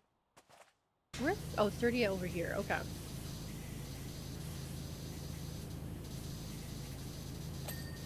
There we go. So there's this there's like okay, among other things that people like to yap about and complain about on Twitter, there's this tweet that got like ratioed pretty hard, and it's been like reappearing like in my feed. But it's actually kind of funny because it's a really stupid tweet. It was basically someone being like, piracy is always wrong and you should never pirate anything ever. And it has just been nothing but people dunking on them like over and over and over again. It's so funny because it's like you have such a nuclear bad take and everyone like dunks on you for it. That's always funny. That's always funny. And it's especially like interesting because like people have like been giving like them examples of like, for example, the show, I think it was like the show Final Space or something. Like the creator, one of the creators, Olin Rogers, like he even encouraged people to pirate. Also, thank you for the posture check. He encouraged people to pirate his show because it's like not available anymore or something like that. And the same thing with Infinity Train, another show that's like, you know, you can't even watch because it's not available on any networks. And it's like, if the creators of their own shows are telling you to pirate their shows, I think you should just like delete your account, because like you have just been like it's like such a narc take too. Like, media piracy is always bad. Like, okay, is your dad the CEO of like Fox Entertainment? Are you the son of like the CEO of Disney? Like, how do you even have a take that bad in this day and age? Like, how are you that stupid? How? I don't understand. Like, like everyone's like, yeah, no, like the creator, it doesn't support the creators of the shows. Like, watching does not, like, you're not giving money to the creators of the shows. The creators of the shows get paid just for, like, they don't really get royalties. They don't get royalties as far as I'm aware. Like, people in animation and shit. Come on, noble Twitter folk, let us defend the rich people. Yeah, exactly. It's like, come on, dude. Like, really? Because, like, it's not even about whether it's like good or bad or not. It's like a media, it's like an archivist like statement. Like media, like there was another thing where the Internet Archive recently lost a court case or something like that, and people are really freaking out about it because it is like a media archival issue. Like, not being able to have any kind of like archive of the media that's readily available, that is actually a very bad thing, you know? Might make it harder to wrangle the budget for another job if someone tells people to pirate their previous projects. I mean, that's true, but like if you're getting screwed over anyway by like the company that you're working with, then what does it even matter? Like what does it even matter, you know? Like, cuz I remember there was a tweet like Olin Rogers, he basically said like, "Oh yeah, I like they don't even give you a copy of your show. Like, it's my show and I didn't even get like a digital copy of it. They just don't do that. Like, it's not your show anymore." You know?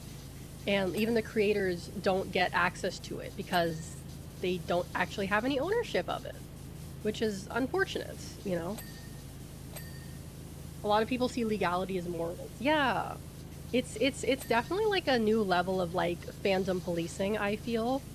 Where it's like I get where it comes from. The noble idea that if you want to support a creator, you have to, you know, watch the show when it's live, you have to buy the merch, you have to, you know, like support the media you want to see continue. But if the company that owns the media like could care less about it and would just rather have it fade into obscurity than actually allow people to watch or engage with it, then like there is no reason why you shouldn't be able to archive it, right? Like, that's what's concerning about Bloodborne is like Bloodborne like is locked to the PS4. In if it like, you know, Metal Gear Solid 4 is another game that's locked to the PS3. And it is impossible, as far as I'm aware. There might be a I don't know if there's a PS3 emulator out there. If there's a PS4 emulator, I assume that there is a PS3 emulator, but I'm not sure. From what I understand, the PS3 was very difficult to emulate. But yeah, Metal Gear Solid 4 locked, as far as I'm aware, to the PS3, and that is the only way to play it is on the PS3. And supposedly, hopefully, maybe, God willing, they'll put it on the Metal Gear Solid Master Collection too. But there's no guarantee of that. And even if they do, there's no guarantee that it's even going to work, because this is Konami we're talking about here. And, you know, if that happens, like, who even owns a PS3 anymore? My friend owned a PS3. I could borrow his PS3 if I wanted to, but, like, you know, having to buy a PS3 just to play Metal Gear Solid 4, like, that's ridiculous. Oh, ZV, hello, welcome in, welcome. The MGS producer literally confirmed it by not confirming it. It's probably in the next collection. Okay, that's good to know, because I would really like to play Metal Gear Solid 4. I would really like to play it. I've only watched like about a third of a like playthrough of it, but that was years ago. That was years and years ago. Because I remember like me and a friend were like playing was it like the HD collection on the PS3? Wasn't there like a Metal Gear Solid collection on the PS3 or the PS4? I think there was, and I played some of it. But Yeah, I still feel really embarrassed that when I tried playing Metal Gear Solid 1 on stream, I rage quit because I have actually beaten that game before. I have beaten Metal Gear Solid 1 before. I have. I can prove it to you if needed be. But the fact that I wasn't even able to do it on stream is something that does quite embarrass me. Yeah, you need a PS3 to play Metal Gear Solid 4. It is not available on anything else yet, hopefully, God willing. But yeah, we are definitely aware of the situation with MGS4. Unfortunately, we can't really say too much at the moment with volume 1 containing 1 to 3. You can probably connect the dots. Okay, so it's soft confirmed then. Okay, okay, soft confirmation is fine. Soft confirmation is fine. I'm just worried about whether it's going to work. Because the Master Collection was such a, like, mess disaster. It barely functioned, like, on PC. You know, it barely worked on PC. So, like, if needed to, I can buy it for the PS5. But I would much prefer to play it on PC. It's all the way over there. Okay. Because it would just be easier for me to set up. But, you know, after what happened with the first collection, it's probably, you know... How's my day? My day is fine. My day is fine. Yeah. Yeah. But I did say that I would play Metal Gear Solid 2 on stream. Because that one I did enjoy. I enjoyed 2 much more than 1 because it actually feels like not a stupid bullshit game. Wing, wing, wing, wing, wing. But, yeah. The old Legacy Collection with all the games shot in price. It was the Legacy Collection. That was the one that I played. It's like 5 times that amount? Really? Did the Legacy Collection contain the Twin Snakes? Or was it just the HD version of Metal Gear Solid? Okay, it didn't contain Twin Snakes. Okay. Yeah, because I know... Murray recommended me Twin Snakes because it has the trank gun. And that was, like, the big thing that pissed me off about, like, Metal Gear Solid 1 is there's no trank gun. You just have to, like, kill people. you either kill people or you punch them to death. Those are your only options. Had 1 to 4 plus Peace Walker. Okay, okay. That's what I thought. Yeah. I've heard, I've seen some images of Astrobot, and it looks really cute. I think I actually have, like, the original Astrobot for the PS5, but I never played it. I don't know if it's, like, fun or not. I don't know, those kind of games never really appealed to me. Because I'm an elite gamer. Oh, dear. It's really fun? Okay. I see, okay. Well, I could do that, maybe. I think it was included with the PS5. Pretty sure. If not, I'd have to download it. Astro's Playground was basically a tech demo for the PS5. Yeah, so I think it was included then. Very cute and not too frustrating, like a Hat in Time. Okay, that's good to know then, because these cute games, they're hiding some secret evil. Yeah.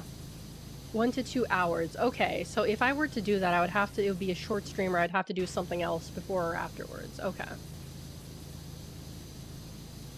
I see.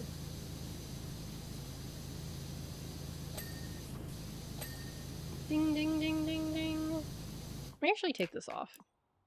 Yeah, there we go.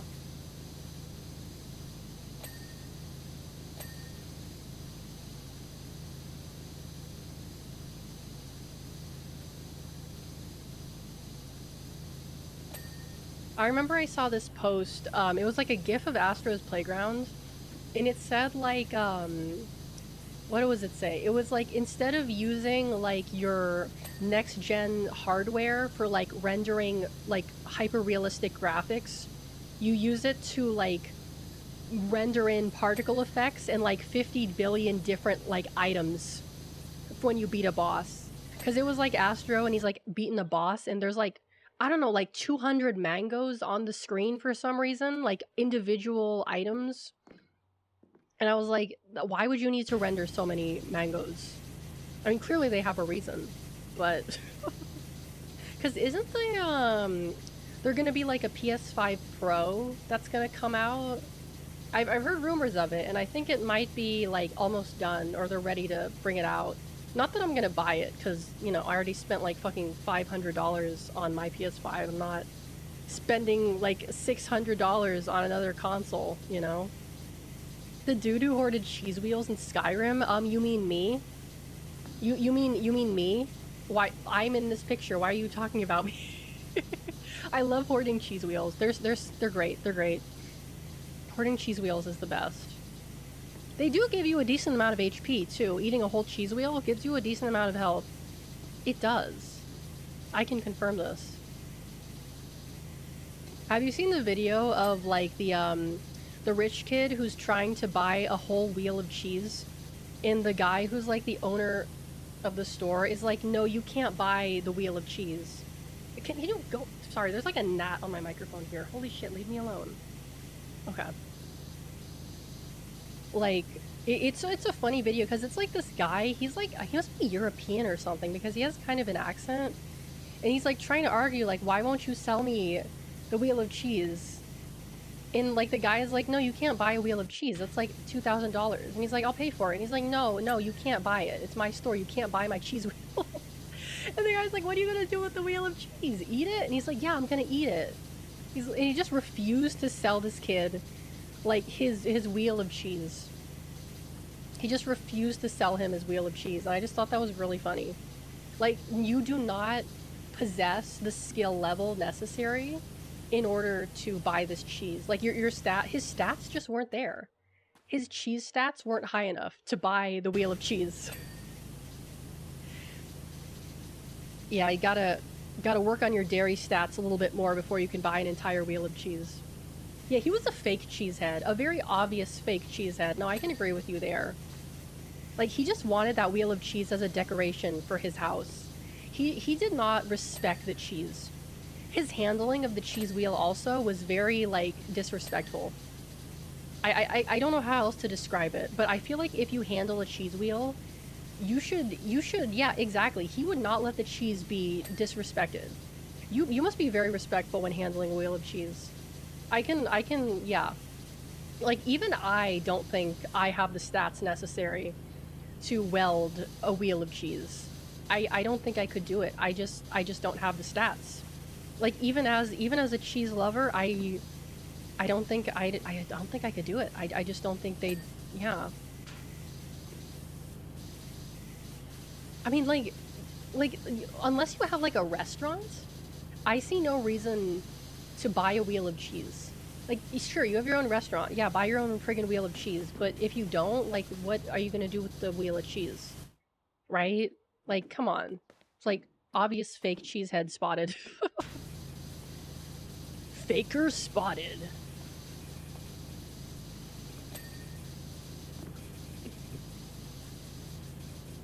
You know what's funny? So have you guys seen the, there's this clip of Doki Bird, and she was fighting against Sykkuno in Tekken.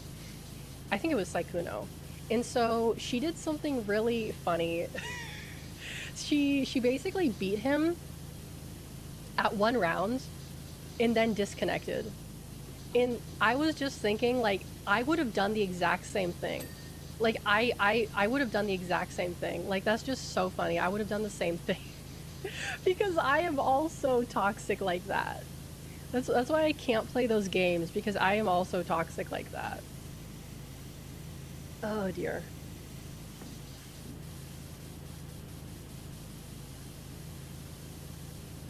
Top 10 toxic gaming moments. It would definitely that'd be like on top 20, I think. It's not the most toxic, but you know, number one most toxic moment would probably be low tier god telling his opponent to end their life. That's a classic. That's always going to be good. But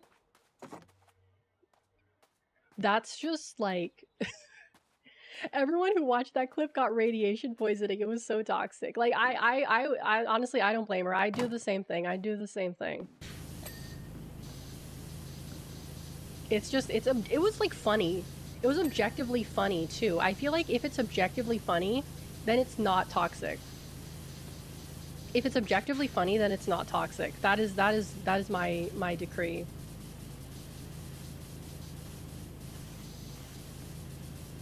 Because, like, if they were mad about it, then it would be toxic. If one of them was really mad about it, then it would be toxic. But, like, they were both laughing about it, so therefore it is not toxic. It is objectively funny. It was for the bit. She did it not to be toxic, she did it for the bit, and that is commendable. That is very commendable. Oh my god, fuck you, go away. Sorry, there's like a little gnat in here. Gnat, if you will.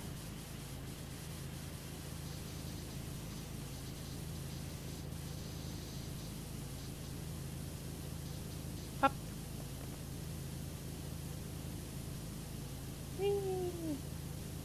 There's also like another in other internet drama news, people being mad about the Minecraft movie. Like, because there was that article where some, like, you know, 2-bit journalist was basically like, actually the Minecraft movie isn't for you, it's for the kids. And everyone's like, well, why do kids, like, get bad movies? Like, why should children get bad movies? And I agree with that. I absolutely do agree with that, you know? Like, why should they get, like, shitty movies that are made with the sole purpose of making as much money as possible and not because you actually care about the thing, you know? And, like, people are basically, like, ratioing that, like, article or tweet or whatever with examples of, like, hey, like, this kid's movie had this thing in it and it was a really good movie.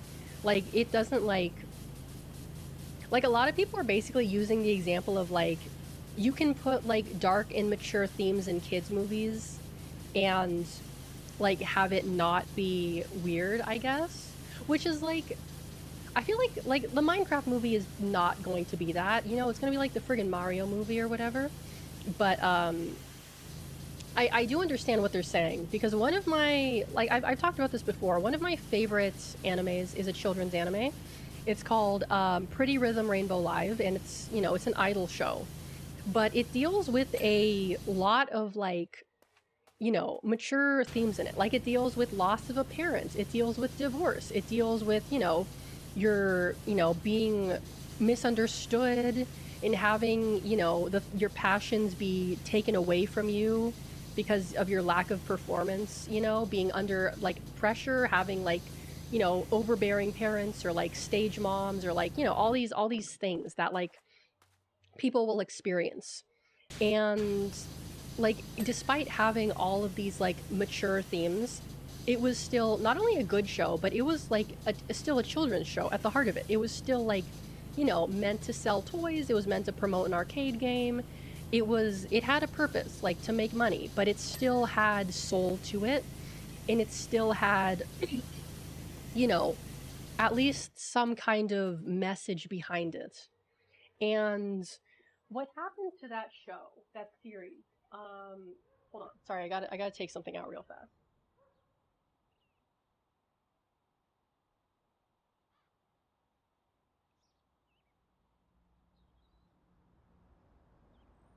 It got turned into a different show.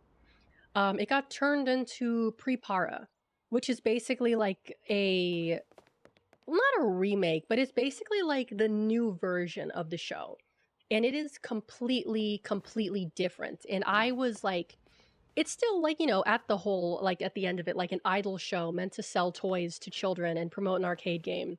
But it has almost no, like, there's no conflict in the show. Like, there's nearly no conflict at all. Like, not like realistic, serious conflict. Like, the conflicts in the show are like, oh no, I'm going to lose the idol battle. Like, the worst thing that happened in the show is the teacher, like, the headmistress of the school threatened to, like, ban, you know, idol activities from, you know, the school or whatever, or ban the children from doing that. That was, like, the most dramatic conflict in the show. Everything is just kind of like, oh, I'm an idol, I'm happy, and, like, everything is singing. And I don't think that's bad. I'm not saying that that's bad. I'm just saying is, like, it was, in comparison to the last show, like, for children, which dealt with themes, mature themes that children will experience and will go through, this show has almost none of that. It is pure escapism. It is not like improving emotional intelligence or providing some sort of relatable characters that, like, you know, a child could like say like, hey, this character is going through the same thing that I'm going through. It's just like, it's not bad. It's just like it lacks a certain, I don't know how to describe it. I really don't know how to articulate what I'm saying. But what I guess what I'm trying to say is that, like, you know, kids will go through stuff. You know, kids will go through bullying, kids will go through, you know, big life changes, moving, you know, parents separating, people dying. Like, it's a part of life, and people will have to deal with it. You know, children will have to learn how to deal with it. And I think that showing these things in media made for kids is helpful in them learning how to deal with these things, like showing them, hey, you're not alone, like this character also goes through the same thing as you, like this is something that happens, you're not alone in this, which I think is very important, you know, especially for children, to know that they are not alone in the things that, you know, they are suffering in. Oh, Jesus Christ, my dog just opened my door, holy shit. And like, to just have pure escapism as opposed to like, here's something to help you deal with your struggles, I don't think that's a good thing. Like, even for adults, I don't think it is good for adults to only engage in escapism and not like learn how to deal with like their issues, if that makes sense.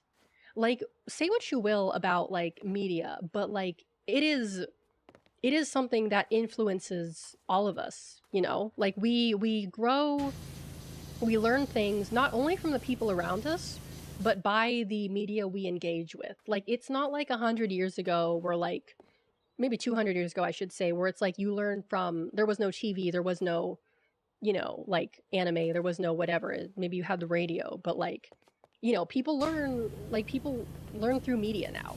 Like, especially like COVID kids. Like, COVID kids, like, they got all of their, like, that's all they know. That's all they know is from media. And if we are not providing good media for children, then those children aren't going to grow up to be very, you know, healthy, emotionally healthy or intelligent people. And I think that is like a problem that not really enough people are really caring about. And I get that, like, you know, you could say like, oh, well then just don't let your kids watch TV, don't let your kids engage with any kind of like content ever. And it's like, well, that's not really like realistic though. Like, unless you're like Amish or something, or like, you know, like one of those, you're in a friggin' cult or something, that's just not like realistic, you know? And like, I'm not saying that everything has to be good and everything has to like, oh, you have to put a divorced character in a kids show. Like, that's not what I'm saying at all. I'm just saying, like, there has to be some care put into these things. And, you know, I think the main, like, one of the issues is that, like, parents who put their kids in front of the TV just like for a few hours so that they can get some peace of mind, they don't really want their kids coming back with any sort of ideas or, you know, like annoying phrases or just like, you know, something that's going to be stupid, right? They just like, some parents just straight up want to cocomelon their kids. They just want to hypnotize their kids so that they'll be quiet for like an hour and a half. And I don't think that's a good thing, but it is a thing that people do, you know? And like, oh, is it dirty over there? Can't tell. I feel like a lot of people don't really seem to understand the importance of, like, I guess, media for kids. And because, like, yeah, I know, like, it's very easy to shit on kids, and I do it too, but like, this is like, we're talking about the next generation of humans on this planet. And they are, whether you like it or not, they are being raised by, they're being raised by Netflix, they're being raised by iPads, they're being raised by YouTube, they're being raised by TV.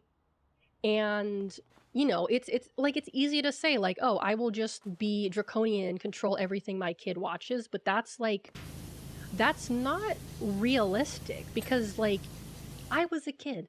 I found ways around things, right? Kids will always find ways around things no matter how much you try to oppress them, control them, or keep them like under a rock or shelter them. Like they will find ways around it. That's just how kids are. JD, hello, welcome in. So, oh, those rocks are still dirty. Okay. Like you really have to like, live with the fact that kids are going to see things that you will not want them to see.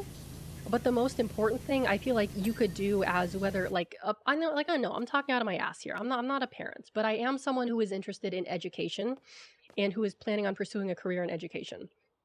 So I feel like the things I'm saying have at least some credence here, hopefully, maybe. But, and I worked with kids in the past before too. So I do sort of, I see what's happening, right? And I do feel like, like if this is the way things are now, if this is the way things are, then there should be much more care, much more, thought being put into the things that, children are watching. And I don't necessarily mean that like everything has to be educational, everything has to be safe, everything has to be censored. I mean, like, it has to promote the idea of them being at least somewhat good people with a certain degree of emotional intelligence. Because that is the thing that so many people just don't get growing up is emotional intelligence. How to, like, how to control emotions, how to, like, deal with them, how to process them. That is something that people aren't really explicitly taught how to deal with. And like that, I feel like it's not just a problem for kids, it's a problem for like humans in general. Like you either grow up and you just kind of like figure it out on your own, or you become a like horrible mess of a person, Oh, this one's dirty too. I'll force them to consume media until they no longer recognize fact from fiction and speak in 3 intellect dialects only. Oh dear. I mean, that is what happens when people like are like too, like, how do I say this? Like, there's definitely such a thing as too much media consumption, What am I looking for? Oh, fence post. Don't think I'm good at emotions? Yeah, because it's not something that, like, we're specifically taught.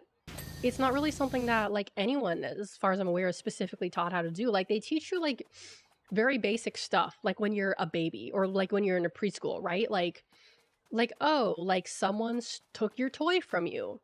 What should you say? Should you, like, slap them in the face, or should you say, hey, I was using that. Can I please have it back? Basic stuff like that. That's something you would ideally learn in preschool, or at least be taught by your caregiver. But, there's people who just don't really seem to get that, or who never really were taught basic things like that.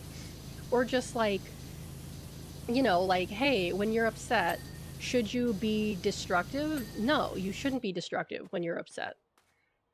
You should do the thing you watched. What? Emmy, what the hell are you talking about? Oh my goodness gracious, Emmy. Oh god. Fort Blue door frame. There we go.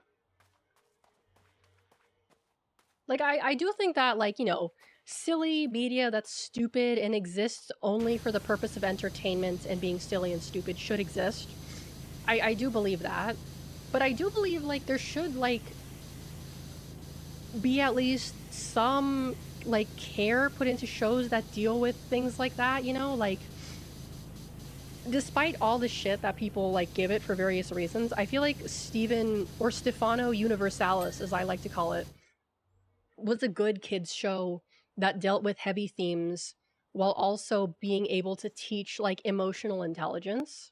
I feel like that's a really good example of a show that, like, like, has, like, what I'm talking about, which is why Steven Universe also appealed to so many emotionally stunted, like, young adults and adults, because it teaches things to people of all ages if you are willing to listen. I mean, that sounds corny as fuck. Also, aloha gator. Hello, welcome in. But, and a lot of people, like, will try to detract from that for, like, various, like, stupid reasons.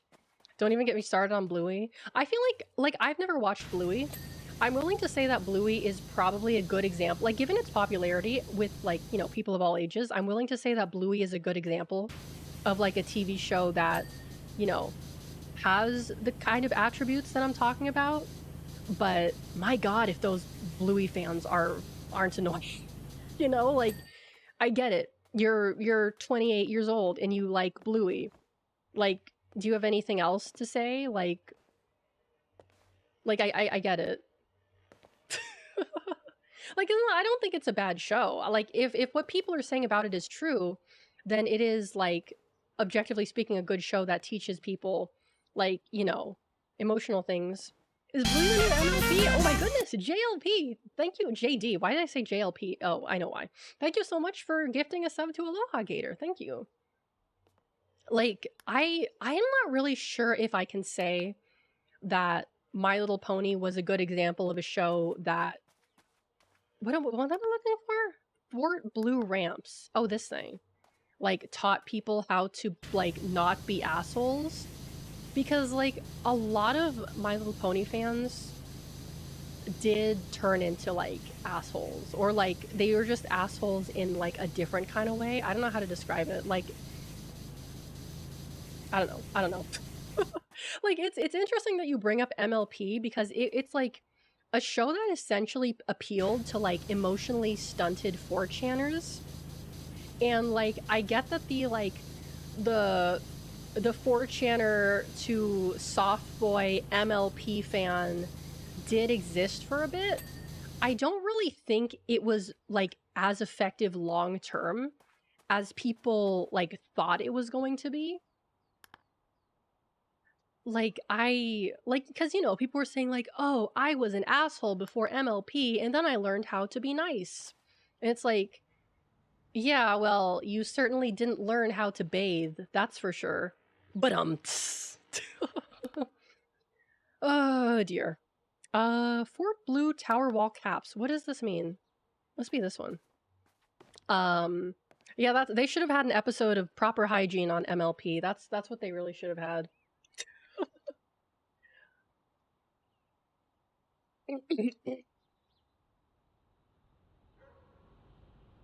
There were, like, I will say that there were, like straight up groomers in the MLP, like, fandom. Let's not pretend that there weren't any groomers. Like, a lot of people who were, like, My Little Pony fans will be like, oh, like, it was My Little Pony taught me how to be a good person and how to, like, be nice. And it's like, yeah, well, clearly it also taught you something else. Outer Walls. Okay. Like, I'm not gonna say, like, I don't know the exact specific number, but, like, when there are adults who are into, like, a franchise that is typically for children, I feel like there's always going to be some degree of, like, inappropriate behavior there. There is going to be some degree of inappropriate behavior there. Like, I'm not saying that everyone who liked MLP was, like, a groomer, but, like, there is something there when, like people say, like, you know, if you're an adult that, like, spends, you seemingly can't really get along with people your own age, and Aloha Gator, all right, well, you said it, not me. Like, if you can only really relate to, like, things for children, like, if you're that emotionally stunted that you can only really relate to, like, people who are, like, teenagers, like, that is not a good thing. Like, I'm not saying you have to, like, oh, like, my taxes, I only talk about my taxes. Like, I think it's fine, like, obviously, as an adult, to like things that are made for, like, younger people. But if you're, like, only able to, like, form relationships or, like, bonds with people who are, like, way, way younger than you, that is not, like, a good thing. That is very, like, weird and creepy, and, like, it's not a good thing. Like, I think, like, you know, like, it's fine to be friends with someone who is, like, younger than you, but when you're an adult and you can only really, like, you're spending all your time on the internet talking with children, like, that's weird. Like, objectively speaking, that's like weird as fuck, right? Like, you know, like like a 20-year-old and like a 30-year-old or 40-year-old talking, that's like, you know, it's fine because it's like you're both adults. But like if you're like, I don't know, 28 and you're talking to like 15-year-olds on the internet, like you should probably like be locked up. Like just as a precaution. Just as a precaution. You know, just as a precaution, just as a precautional measure, you know? Just you know, just in case, you know, just in case. What am I looking for? Fort Red frames. This is the Fort Red. Where are the frames? Oh, there they are. Like that's not that's not healthy. That's not normal. That's, you know, that's how you get friggin' canceled on the internet. Like why, like fucking Minecraft YouTubers, like is it really so hard to not talk to children? Like I guess it like kind of can be if your like whole fandom is like, you know, children and they all want to be friends with you cuz like you're a cool YouTuber. But like, you know, if you're an adult, like you should not be really engaging with like children aside from saying like, "Oh, hey, I'm glad you like my videos. Thanks. Stay in school." Like that aside from like that, you should probably not be really engaging with children. Like, it's like weird. It's weird. It's not a good thing, you know? And I think that's like a thing that a lot of like YouTubers fall into is they're like, "Oh, I can be like oh, this person is like I don't want to say like maternal or paternal tendencies, but I feel like a lot of times what happens is that like there's kind of a unintentional, I mean, you could argue that it's intentional. I think that's fine, but people like kind of unintentionally start like engaging in grooming behavior because they'll see like, you know, they'll see like a kid in there who's a fan of them who is like maybe they're going through a hard time or maybe they don't really have anyone to talk to and they kind of feel like, oh, like sorry, I could be that person for this kid. I could be the person they talk to. I could be the person who helps them like with their issues because they don't have anyone else in their life. Like it's like a, like, you know, they want to be the person who is like, you know, like not like a paternal instinct, but like you guys get where I'm going with this. And what they don't really realize is that like it's not your job to do this. Like even if like you like there's fucking like a kid in your fan base who's like, "Hey, I'm going to do something really bad. I'm going to like hurt myself." Like it's still like you, first of all, you should contact the authorities. You should not try to engage with that and try to like get involved with that because like it's not your business and it's not your job. Like if even if like it's sad that they don't have anyone else like they can help them with that, but like it's really like you, it's not for you. It's not for you. It's not your business. It's not your job. Like it's not like something that you should really be getting involved with, you know? The tweet from the VTuber who told her stream that she would, oh, I heard about that. Marie, I heard about that. That was genius, honestly. Like that, she was kind of based for that, honestly. That is like actually a big brain move. That is a big brain move. Yeah. Like a mentor. Yeah, like a mentor figure. Like a mentor figure. And I think a lot of these people who get embroiled in these like grooming scandals kind of like they don't even really intend to be like, I'm gonna groom this child. They're like, I want to be a mentor figure for this child. And they don't really seem to, they themselves do not have not the intelligence in the maturity to realize that it's not for them to do that. It's not for them to get involved in that. Like it is, you know, it is up to you're like it's not your business. It's not your business. Like it's like, you know, you should say like, you know, I'm sorry that this is happening to you, but I cannot help you with this. Please go find someone, like talk to a counselor, talk to a trusted person.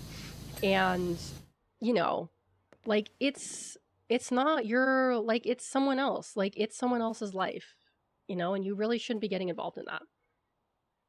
Cottontail does regular. Is anyone a minor? 6 would enter a giveaway and it works wonders. I don't really think I have like to deal with that. Like for me, I'm usually very good at telling like it's pretty obvious when someone is like, yeah, ban anyone who seems like they're under 18 because people are very, very like, they self-report. They self-report like crazy, dude. They self-report like crazy, and it's very easy to tell like when someone is under 18 like in Twitch chat. Like I've definitely banned people like because like they're self-reporting, and it's like you're like I don't know. Like I feel like kids used to be good at pretending to be older than they were on the internet, but now they're just really bad at it. Now they're just really bad at it, you know? It's really weird. I mean, I guess it's a good thing because like, you know, the more you like the easier it is to tell like who the child in the adult space is, the easier it is to get rid of them. Cuz like, you know, if a child is very putting off a very convincing like like very convincing as an adult in an adult space, and then something happens to them, and then they're like, well, I got groomed by this person, and it's like, well, you were in an adult space pretending to be an adult.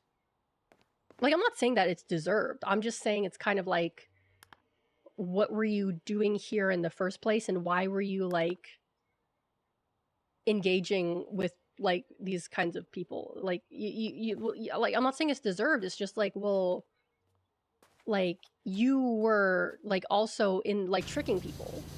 Like you are like, I'm not like, I don't know. I don't want to say they're not completely innocent because that's kind of a fucked up and weird thing to say. But it's kind of like, you know, like had that person known you were a like not a child, like would they have behaved the same way to you? Like it's like a weird thing because it's like if the person doesn't know that they're talking to a child, like I don't think that person can be like if they're like being a sex pest, then it's like, you know, either way they should be punished for that. But like if they didn't know that the person was a child, then it's kind of like, well, yeah, play stupid games, win stupid prizes. Exactly. Exactly. It's like that, you know? Hold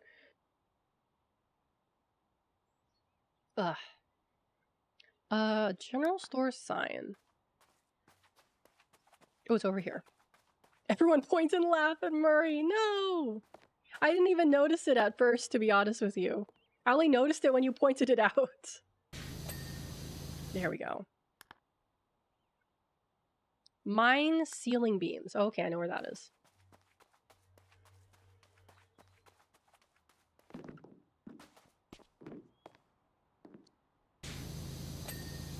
And also I feel like more kids, like, at least for me, like, kids who grow up in the stranger danger era are usually pretty, like, suspicious of adults to begin with. But there's definitely, like, a certain, like, subsection of, like, children on the internet who are just like, I'm mature. I'm mature enough to be in adult spaces and talk to grown-ups online. Like, they don't even care. They don't even care. Like, they're not even worried about, like, being groomed. Or, alternatively, they do want to be groomed because they think it's, like, funny or whatever. But that's, like, that's just a sign that their parents failed them, you know? And that's not really...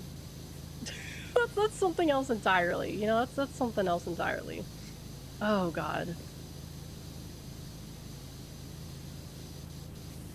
Yeah, like, I was really paranoid of adults online as a kid, too. Like, I remember one time on Neopets, I got, like, a friend request from someone, and, like, I looked at their profile, and it said they were, like, 30 or something, and I felt, like, so uncomfortable that I, like, blocked that person, just because, like, I was like, you're, like, 30 years old and you're friending, like, children on Neopets? That's kind of weird.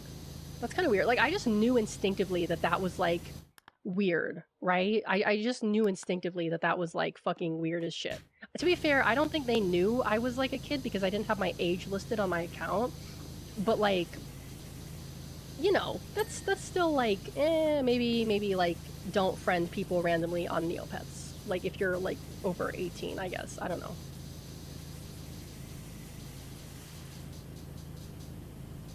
I mean, I feel like the stranger danger era is still like active. At least I would hope so. I mean, I could be wrong, but I feel like there's still like some level of parents, like hopefully there's still parents who are suspicious about, you know, who their children spend time with, right? I would think so. You know, now that the generation that was raised with stranger danger is having kids, like they are imparting this knowledge onto their kids, but you know, mine rail barrier. What is that? It's over here, I think. Yeah, it's over there. Yeah, better safe than trafficked. Exactly, exactly. Mine tracks. Oh Christ, these things. Okay.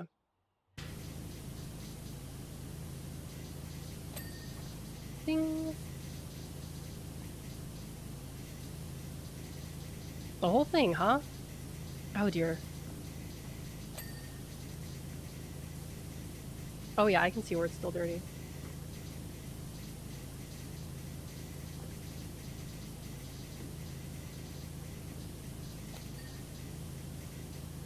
Yep, there we go. There we go. Ooh, I'm starting to get a little bit of a headache. Probably because I haven't eaten anything since earlier. My fault, but it's kind of hard to schedule like when I eat with like when I stream, because if I'm like not hungry before stream, then I am not gonna want to eat anything. But then if I don't do that, I get hungry like in the middle towards the end of stream, and then I'm like, well, now I have a headache because I haven't eaten anything. Because like I'm not the kind of person, like I can't eat if I'm not hungry.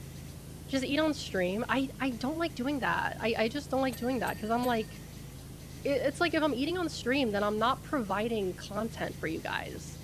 You know, like I'm not, I mean, I could put on like Twitch fishing and just do that.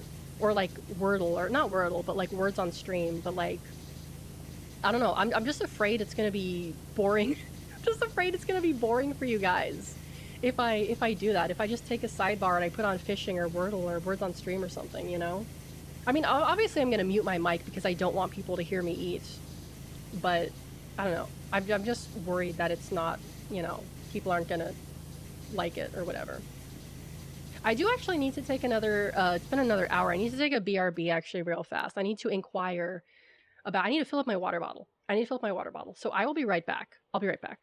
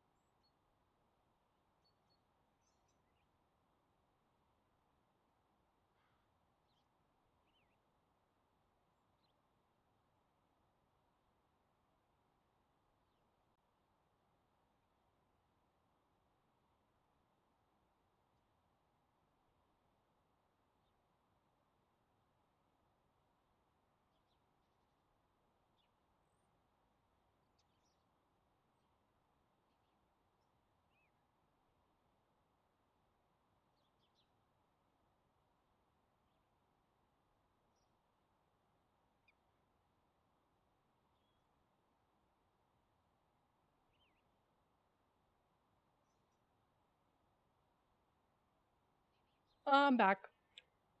I got some crackers too to nosh on. Don't wake me.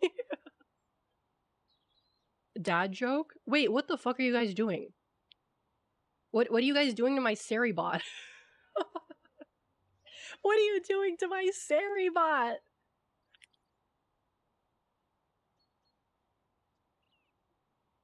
Oh. Oh.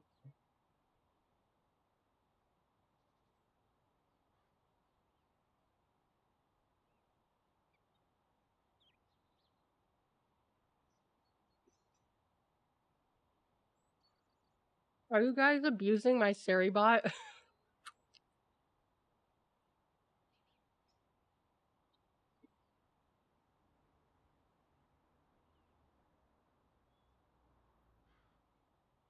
Hold on, I'm almost done with this cracker.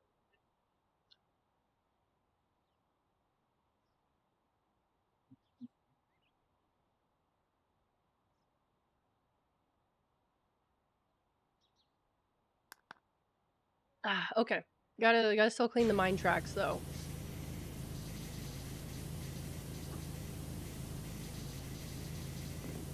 Let's see. Hat pick? Wait, what the fuck? Oh, because Seribot's a moderator, it can show images. Okay. I guess click that image at your own discretion. Degenerative! No! Degenerative, no! No! Bad.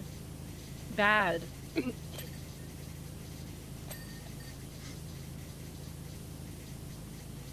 Not you too, Aloha Gator! No!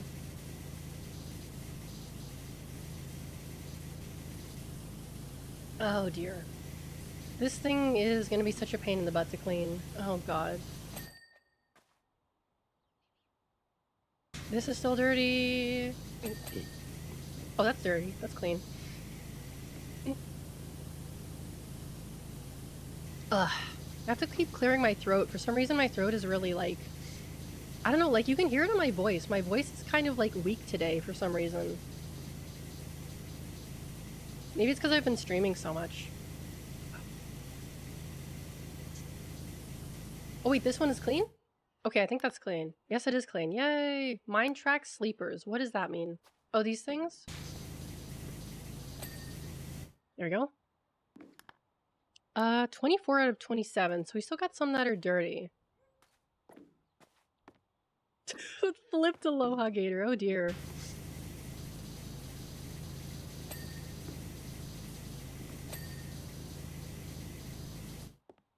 There's another one over here that's still dirty. Okay. Mine old warning sign. I think that's over here. Yeah.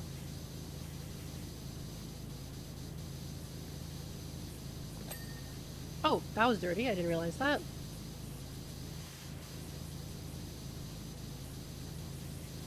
Oh, there we go. There we go. 92 Old West paintball sign. Oh, that one.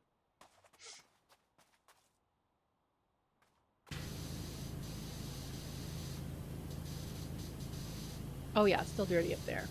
Do I have a ladder? I don't know if I have a ladder for this. Haven't... Oh, they do... Oh no, that's just a step ladder. No, I guess I don't have a ladder. Okay. Oh yeah, there it's dirty.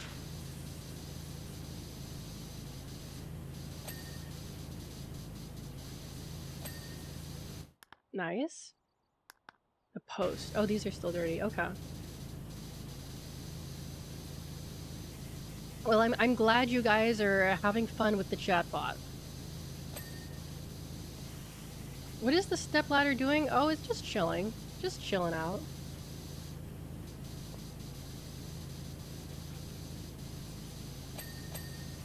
Nice. Ah, I need some water.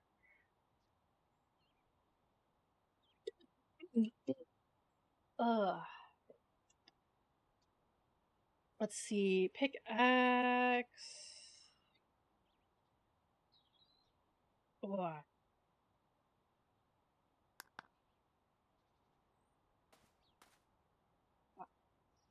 Hold on, I go wipe my nose.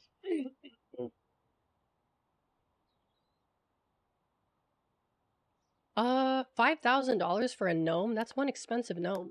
Oh, the pickaxe. Wait, where's the pickaxe? I think it's over here. Oh yeah, it's over here. Ginga, hello, welcome in.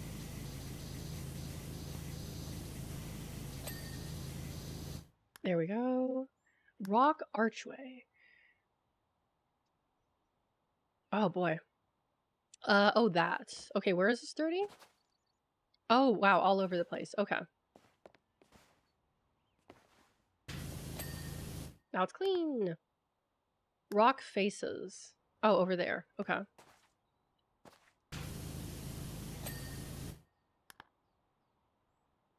Nine out of 10. Which is the one that's dirty? It's probably over there. Oh yeah. Oh yeah.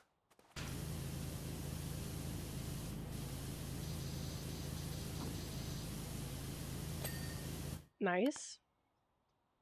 Saloon sign. Let's find the saloon.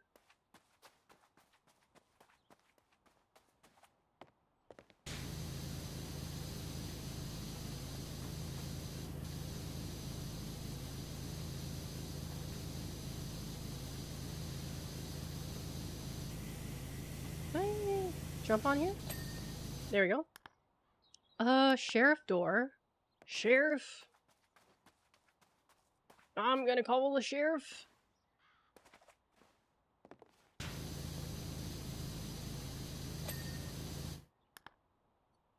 Sheriff sign.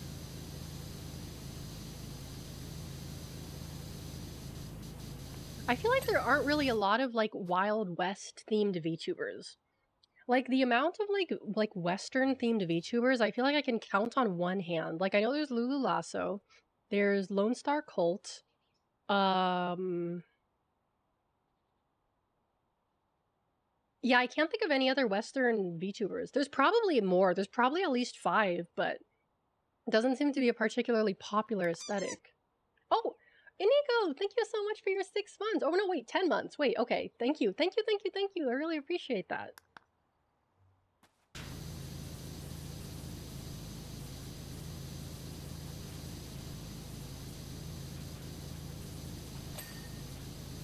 It would be difficult to stay in character. I mean, it's not really so much about staying in character. It's just like the aesthetic doesn't seem to be like that popular. Like in comparison to like, you know, the techwear, cyberpunk, like aesthetic or whatever, you know? Oh, that's right. There was Callie's sheriff outfit. I forgot about that. Thank you for reminding me. Does that male VTuber count? Lone Star Colts? I know of Lone Star Colt. I don't know of any other male VTubers that are Western themed though. There's probably like more, but I just don't know who they are. The fences. Where are the fences?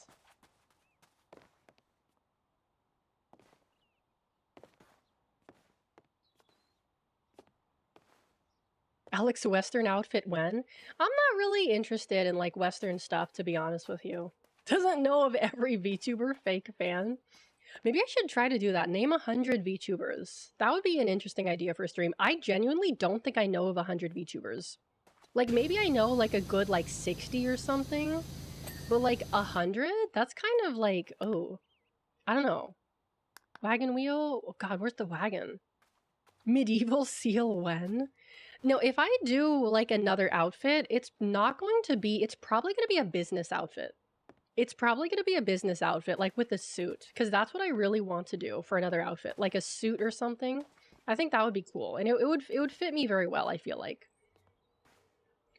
Wagon wheel. Where the fuck is the wagon wheel? Oh, it's right there. Because my old model had like a tie and a like a button-up shirt, and I really like that. Yeah, like I want to have like a business themed outfit. That's what I want. The one that even I swore was an army recruitment Saya? I don't know that one, no.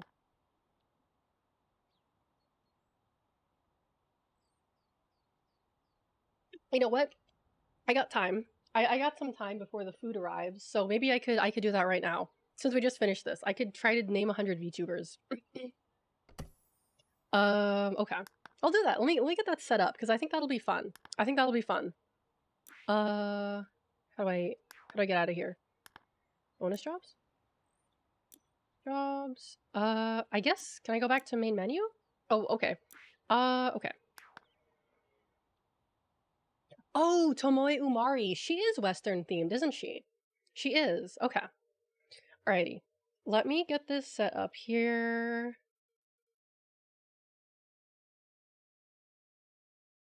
Let's see. Let me actually, I'm gonna switch over to the BRB screen just so I can get this set up privately, so I don't show anything I'm not supposed to. Let's see. All VTubers are a psyop. So true. So true. I'll do it in sheets. I'll do it in a spreadsheet. How do I make a new sheet? Oh, maybe this? Oh, here we go. Okay. Oh god.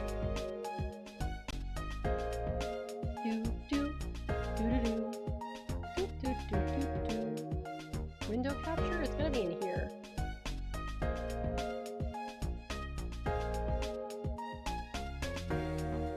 Oh, okay, is that?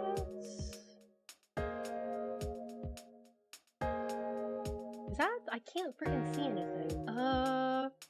I'm just trying to make sure this doesn't show anything that it shouldn't show. Yeah, I think this should be fine. I think this should be fine. Okay. Oh, because it's locked. Okay, let me unlock this. Actually, wait, hold on. Maybe this one instead? Nope, that's even worse. Okay, we'll just do this one then.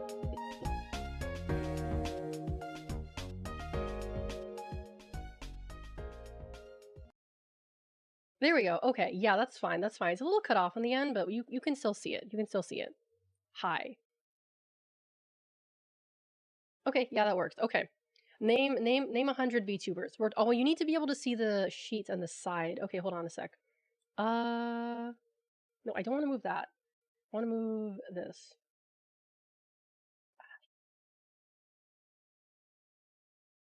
There we go. Yeah, there we go. That way you can see the numbers. Elephino? What do you get when you mix an elephant with a rhino? Elephino? Ha ha ha. Okay, let's see if I can name 100 VTubers before my dad gets back with the food. Okay. Let's start with Hololive because that's probably going to be the easiest. So, Mori, that's not how you spell Mori. Mori Calliope, Gura, Ame, let's see, Ina. Then we have Kiara. We have Iris. Oh, I think that's how you spell her name. You have Muna. Well, she's in Hololive. She's not part of Ian. You have Mume. Rene from ID. Sorry. Who else? I know Subaru. That's okay. Sakamata Chloe. I think her name is Chloe. Yeah, no, her name is Chloe. Let's see. Owl. I know Owl. Let's see. Only Mume exists in Ian Gen 2. Yeah.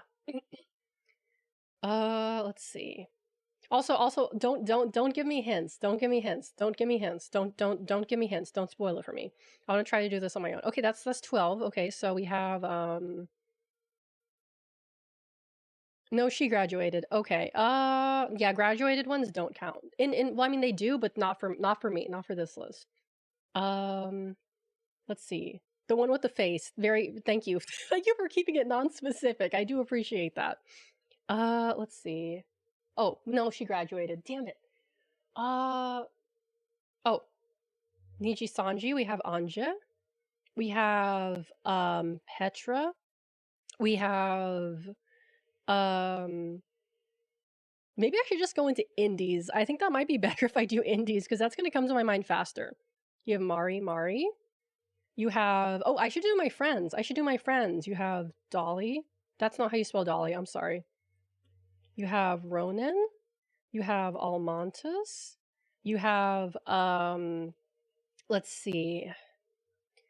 What other indies do I watch? Oh, well, technically she's an indie now. We have Rin Penrose. We have... Let's see. Dilly, shut up. It was a typo. Don't tell her I spelled her name wrong. Don't tell her. Oh, that's graduated. Oh, we have Senar. We have BB. We have... I'm looking at my wall of VTuber keychains. We have Isa Boat. We have Nyaru. We have I'm like looking around my room for anything I could use as a hint. Oh shit, now this is actually getting hard. Fuck. Oh, okay, let's go back to Hololive. We have the new girls. We have Gigi. We have the doll girl whose name I forget. You know what? She was here earlier. I'll put Sora in here. She was here earlier. She counts. Let's see. Who else?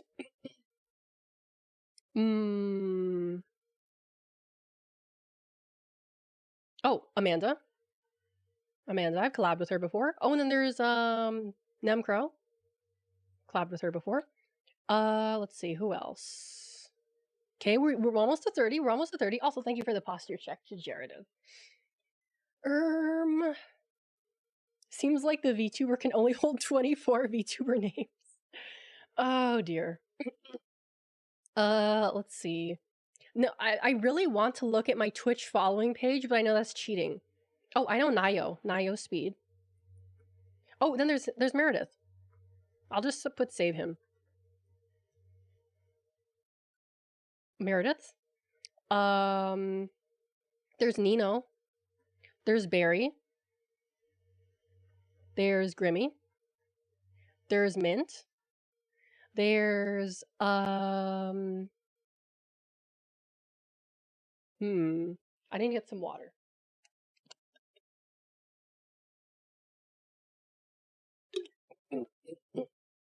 Let's see here. Who else do I follow that I could put on this list? Rasputin? Is Rasputin a VTuber now? Oh dear. I mean, good for him, I guess. I don't know. Oh, Murray's a VTuber. You still count, Murray. You're still a VTuber to me. Let's see. Napoleon Bonaparte. Attila the Hun. Oh dear. Oh, you're right. Thank you, Inigo. Rika. Marie Curie. Let's see. Oh my god, it's so hard for me to not cheat right now. I really want to cheat. I really want to fucking cheat, dude. Oh, Shy Lily. Iron Mouse. Like I'm trying to think of people I watch, not people I don't watch. I should think about people I don't watch. Bao. Think about people who've rated you in the past. Okay. Let's see. Who's rated me in the past? Oh, La Vispa. I probably spelled her name wrong. She's rated me once. Which mint? Oh, there's more than one mint? I'm talking about Mint Phantom. I already said Petra, right? Petra. Yeah, I already said Petra. Let's see. The Wasp. Yes, her. Oh, Juniper. Juniper, the moth VTuber. Is she a moth? She's a bug, or an insect rather. Juniper. We're almost to 50. People I don't watch, we should assume you have beef with them? No, I just don't watch them because I don't have time or I'm watching other people's. Oh, that's right. That reminds me. There's the Mythos girls. There's Hades, Mythos, Poseidon. They're VTubers.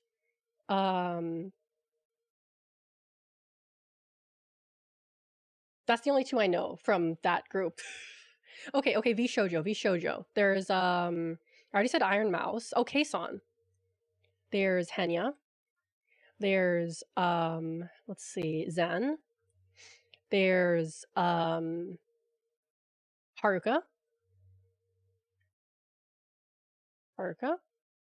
There's the blonde girl with the honkers. What's her name? Don't tell me.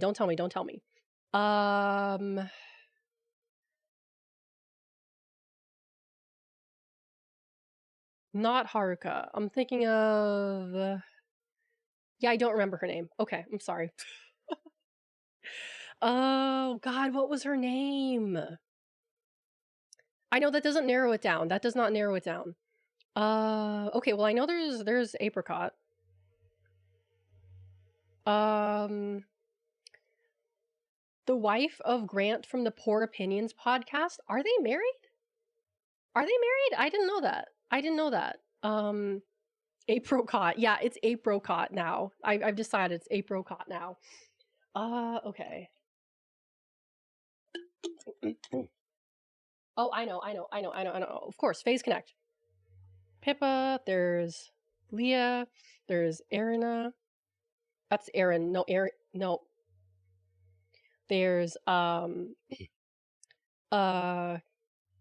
Kirsha, there's she's not part of Phase Connect, but you know, my mind is in that direction.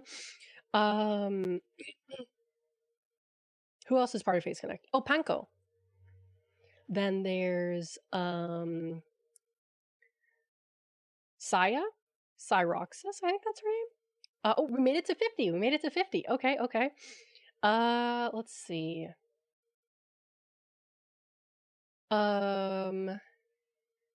Saya, let's see. Oh, Smuckers, hello, welcome in. I should probably change. Actually, I should change the I should change the Twitch to hold on, because we're still in Powerwash.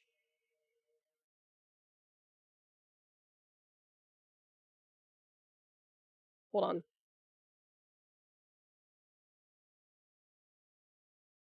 There we go. Okay, I'm changing it. Okay. Phase Connect. Oh, Ria. Let's see. Okay. Rie.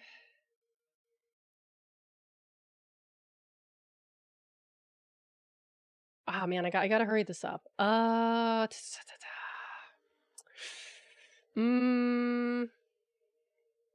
Okay, maybe I should switch corpos. I need to switch corpos because my mind is blanking. Or groups rather. Corpos or groups. Oh,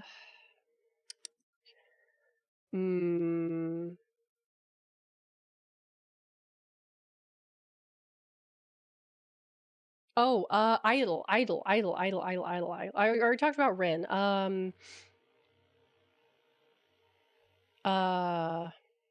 Idol. Okay, there was Lisa. Lisa, she's an idol now. If you think about it, the Wizard of Oz is a VTuber. Technically, yes. Technically, he is. Yes, when you think about it. Lisa, Enya? Enya Ignis. Yeah. Punkalope? If I already have Enya on here, can I put Punkalope? I don't know. I'll leave that up. I'll think about that. Yeah, you think so? Okay, fine. Punkalope. I don't even know if Punkalope is still technically streaming. It is my list. You're right. Phoebe. Phoebe is technically a VTuber. So is Ami. I don't know. It's like Ami something. Yeah, they're different people. Exactly. Yeah, I don't know if Punkalope still streams as Punkalope. That I'm not sure of. She graduated.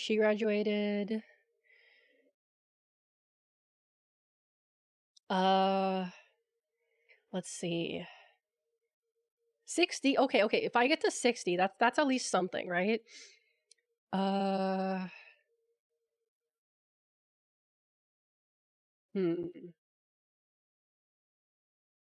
Okay, who are the girls who are going to Brave Group? That should narrow it down for me. Oh my goodness gracious, Cyril! Hello, welcome in, Raiders, welcome in. Hello. I'm sure you guys already know me by now, but my name is Alex Azarashi. I'm a Seal Girl VTuber, and I am trying to name. Thank you. Actually, it's good that you're here because now I can add your name to the list. I'm trying to name 100 VTubers, and you are number 60, so thank you for your help. I appreciate that. Thank you. Oh god, why is it doing that? Oh god. Okay, there we go. Okay, we made it to 60. Oh, thank god. You came at the perfect time. Let's see. Bugsy, welcome in. Real No TV, welcome in. Okay, Sertle. Okay, good. We got Sertle. Also, Demiun, thank you so much for the follow. Welcome in. Let's see.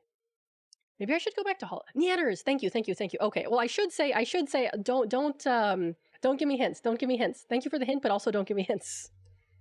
Thank you for the hints, but no hints from this point on. No hints. I want to try to do this. I want to try to do this from my brain, my mind palace, if you will, my mind palace. Okay, XV Shoujo, maybe that'll help. Hime, that was the girl from Bisoujo I was thinking about, right? The blonde girl? Her name is Hime, right? Her name is Hime. What's my favorite Pokemon? Drifloon. Drifloon is my favorite Pokemon. Hime. Yes, I knew her name started with an H. Okay, that's good. Hime Hajime. Yes, thank you. Okay, let's see. Maybe I should go back to Hololive. Oh, Rex, hello, welcome in. I hope you're enjoying Deadlock. I did not enjoy Deadlock, but I hope you enjoy Deadlock. Let's see here. Also, Grandpa Rome, thank you so much for the follow. Let's see. Subaru, Chloe. Okay. Who else can I do from Hololive? Oh, Hachama. I'm just gonna say Hachama. Let's see. Hachama. Who else? Mio. Fubuki. No, not Super. I already said Super. Suisei. 60. Suisei.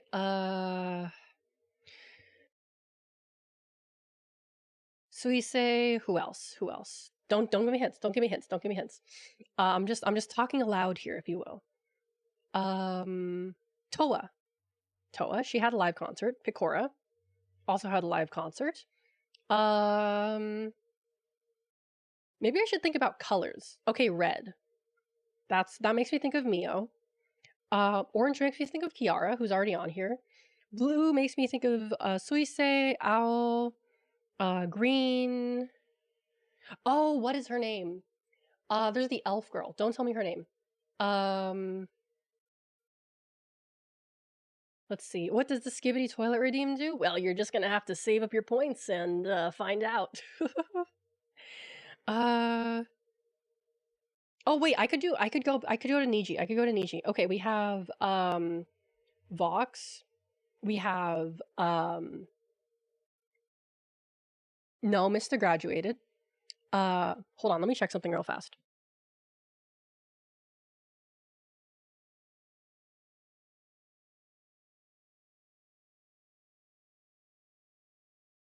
Okie dokie.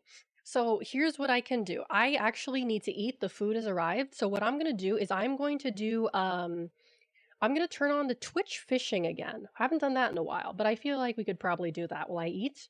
It shouldn't take more than 10 minutes. I will not be cheating during this time. I will be eating my food. I promise you. You can trust me. So let me turn on Twitch fishing real fast. I haven't used this in some time. Okay. Let's see. I think it's game capture. fishing. There we go. Oh, where is it? Oh, there it is. There it is. Yay! Okay. I will... Wait, I have to log in? Oh, crap. Okay. give me a minute to do this real fast. Settings. Connect to Twitch.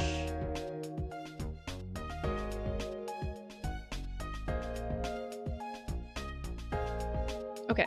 It should be working now. How do I close the settings? Okay, let's try it. Exclamation point, fish. Okay, it works. It works. Alrighty.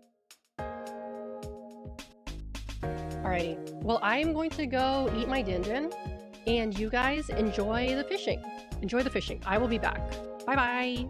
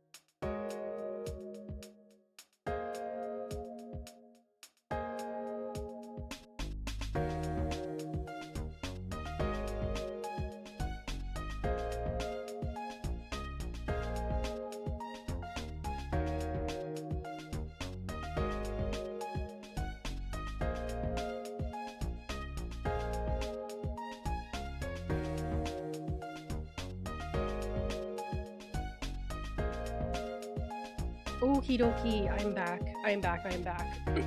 Let's see. Are we done? Are we done with the fishing? Because fishing is gonna go away. Let me just make sure there's no one else. Any last fish? I'm gonna... Oh, okay, one more for Emmy. Okay, Emmy, that's your last one. That's your last one.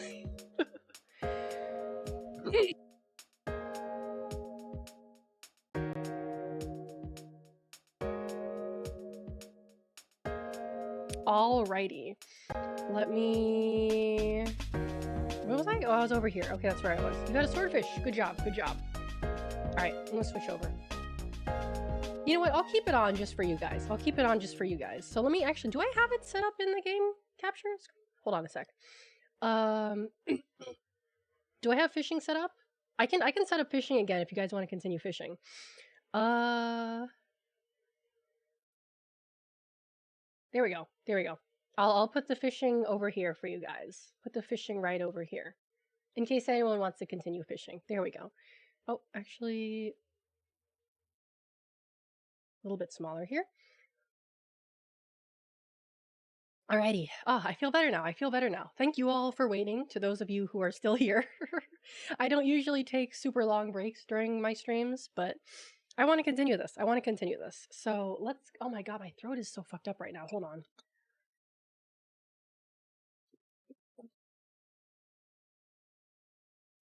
Okay. Alright. So, we got Vox Akuma. We have Luna. Himemori Luna. I know there's multiple Lunas, but I'm going to go with Himemori Luna. Your memory is probably super refreshed now. Are you insinuating something, Emmy? Are you insinuating something?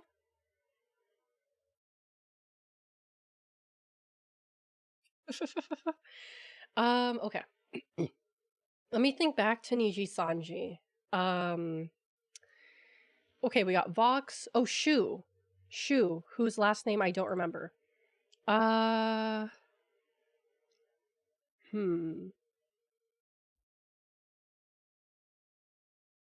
Let's see. Shu. I'm trying to think of the dudes. Mista? No, Mista graduated. Fuck. Shu, Vox, Alban? Is Alban Knox? Did he graduate? I don't know that he did. No, I think he graduated. Yes, I am back. I don't know. I think he graduated. I'm not too sure. Maybe I shouldn't do an Ichisaji because I can't remember any of these people. Alira. Oh, Doki Bird.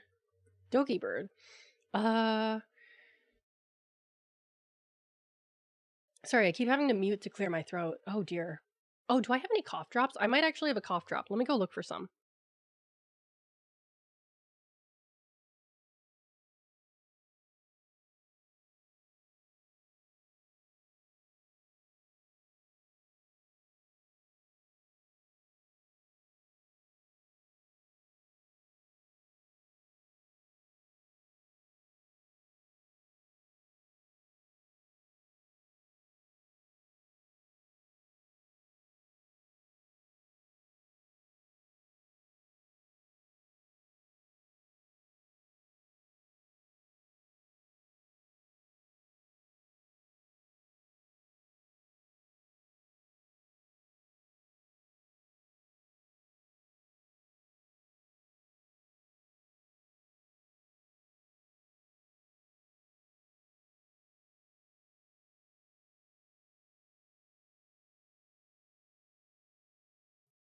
I found the cough drops. We're good. Oh, Nox is on hiatus? Okay, I'll add him. Thank you for that. Okay. 75. Okay, 75. That's pretty good. Let's see. Oh, Grimmy.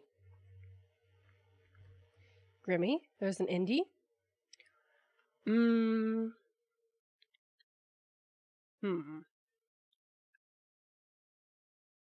What else can I add here? Wait, I already had Grimmy? Wait, really? Shit, did I really have Grimmy already? Gigi? Oh, you're right. I did. Thank you, Aloha Gator. Thank you, I saw it. Okay, then.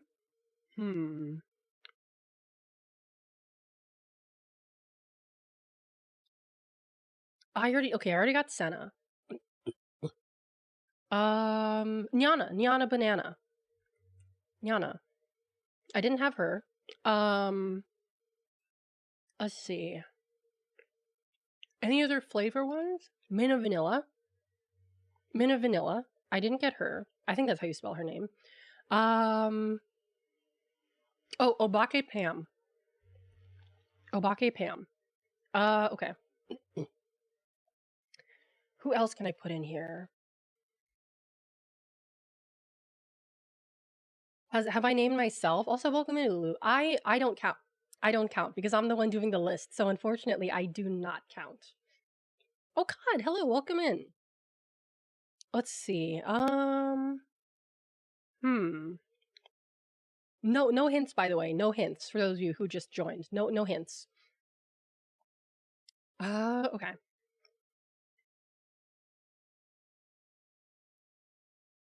Minna Vanilla, Obake Pam, Hachama, Mio, Fubuki, Suisei, Toa, Picora.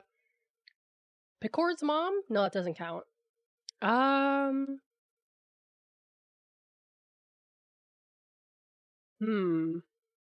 Okay.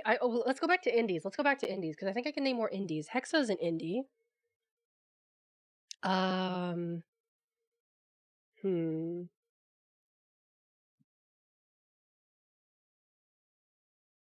Let's see. 79. Okay, we're almost to 80. We're almost there. I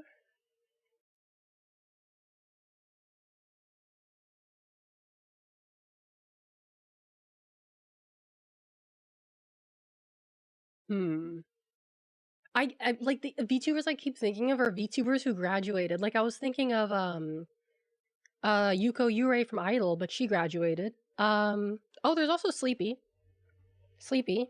There's Rai. I think Rai's a VTuber. I think anyway, I'm not too sure. Let's see. 79 out of 100. Yeah, that's still like 80%. That's still 80%.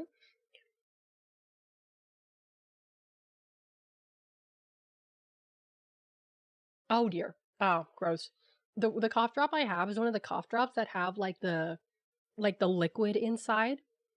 Like the goo inside of it. Like it's like a cooling menthol liquid, but the texture is so like it's weird. I'm not crazy about them. They work, but it's kind of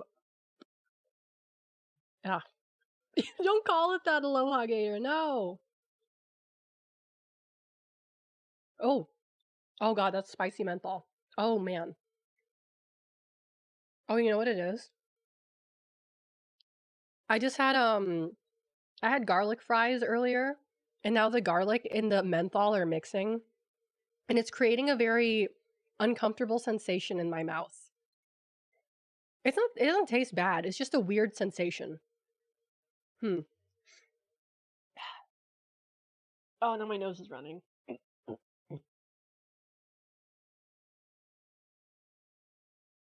Okay. Ba, ba, ba, ba, ba. Who have I talked to recently that's a VTuber? No, I already named all of them. Oh, Lotus. She commented on my post the other day. Lotus commented on my Twitter post the other day. Let's see.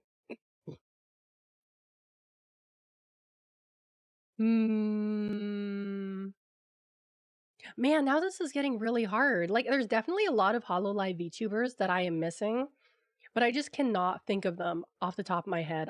There's so many HoloLive VTubers. Rodden. There's Rodden. I know her. Or the names I can't remember. That's really what it comes down to. Miko, Sakura Miko. Rodden. She's part of Regloss. Miko, Sakura Miko. I already said Fubuki. Did I name both? No hints. I'll take your hints, Shallowgra. I'll take your hints, but no hints. Thank you, but also thank you. But also no hints. Okay. Ba, ba, ba, ba, ba, ba, ba. Welcome in, by the way. Welcome in. Wotan. Okay, who have I played in Hollow? Oh, Ollie. Ollie. There we go. Risu. I already said Reine. Bakura I already said. Bakura already said. Oh no, damn it. Aqua just graduated. Okay, that doesn't count.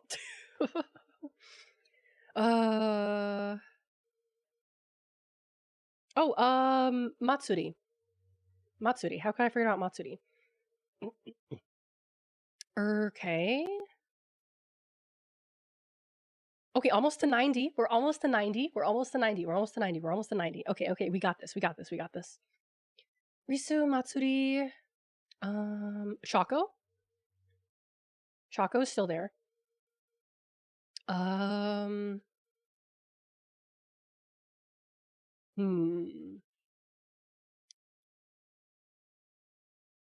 I talked about her earlier. Lulu Lasso. Lulu Lasso. She counts. She counts. Oh, there's the Cyclops girl too. What's her name? She's an indie. Don't tell me. Don't tell me. Don't tell me.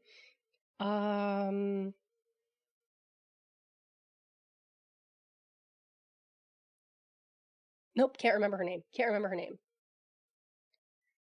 Okay, well we're okay. 90. 90. Who's gonna be 90? Who's gonna be 90? Okay.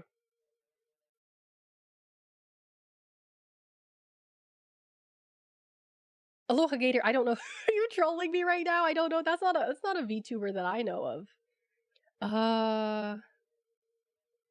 Did I say Luna? Yeah, I said Himamori Luna already. I already said her. Oh, rats. Okay. The vampire guy from Niji Sanji. Kuzha. Kuzha, that guy. Okay. That's 90. That's 90. Okay, we're almost to 100. We're almost to 100. 10 more. 9 more. 9 more. Okay. Kuzha. Is RPR a VTuber? Genuine question here. Does RPR count as a VTuber? Because I feel like that's subjective. Because technically he has a VTuber avatar, doesn't he? RPR, the guy that plays Apex with Doki? That guy? Okay. Well, while I wait on that, I think I have another one that just came into my mind. And it just left my mind as quickly as it came. Okay. Was it okay? What corpo was I thinking? Hololive or Niji? Oh yeah, no, I know. Oh, Pixel Link, Chio Chompy. Kana Yanagi.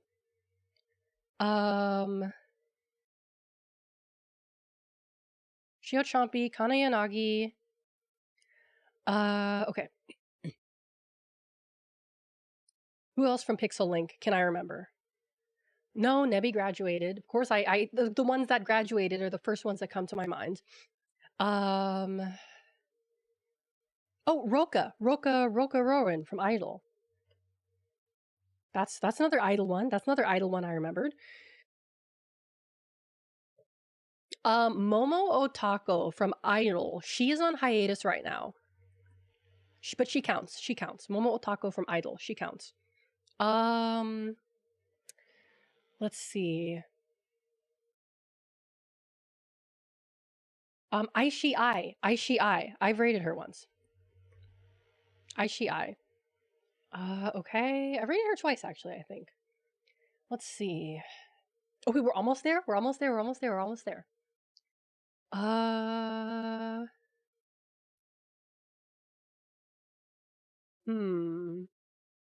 Can't believe she's forgetting one of the biggest. I know for a fact that I am forgetting one of the biggest VTubers out there. I know for a fact that I am. I already said Iron Mouse though. Picora I already said. Sakura Miko. Toa I already said. I got Bao, I got Shy Lily. I got... What else from Hololive am I missing? I'm missing quite a few from Hololive, unfortunately. I know. I gotta lock in. I only got like 4 more. I only got like 4 or 5 more. No, 4 more. 4 more. Okay. Maybe I should think Japanese VTubers. Hmm. God, I have to keep clearing my throat. Hold on. Bap me! Hello, welcome in. Welcome. I got Bow. Oh, speaking of seals, I could also do Snoozy, since she is also a seal VTuber. I got Snoozy. Oh, that's right. There's the girls from Socks agencies. Enos? I think the other girl's name is Snoozy and Enos. The other girl, what's her name? Camilla Corzette? Damn it. I think her name is like Camilla Corset. You got Bow? Oh, yeah, yes. Yeah, I got Bow. Oh, wait. Bow. 2 for 1. 2 for 1. Fuck, what are their names? Don't tell me. Fuck, I'm forgetting their names. Bow Bow Girls. Mokoko and Fuawa.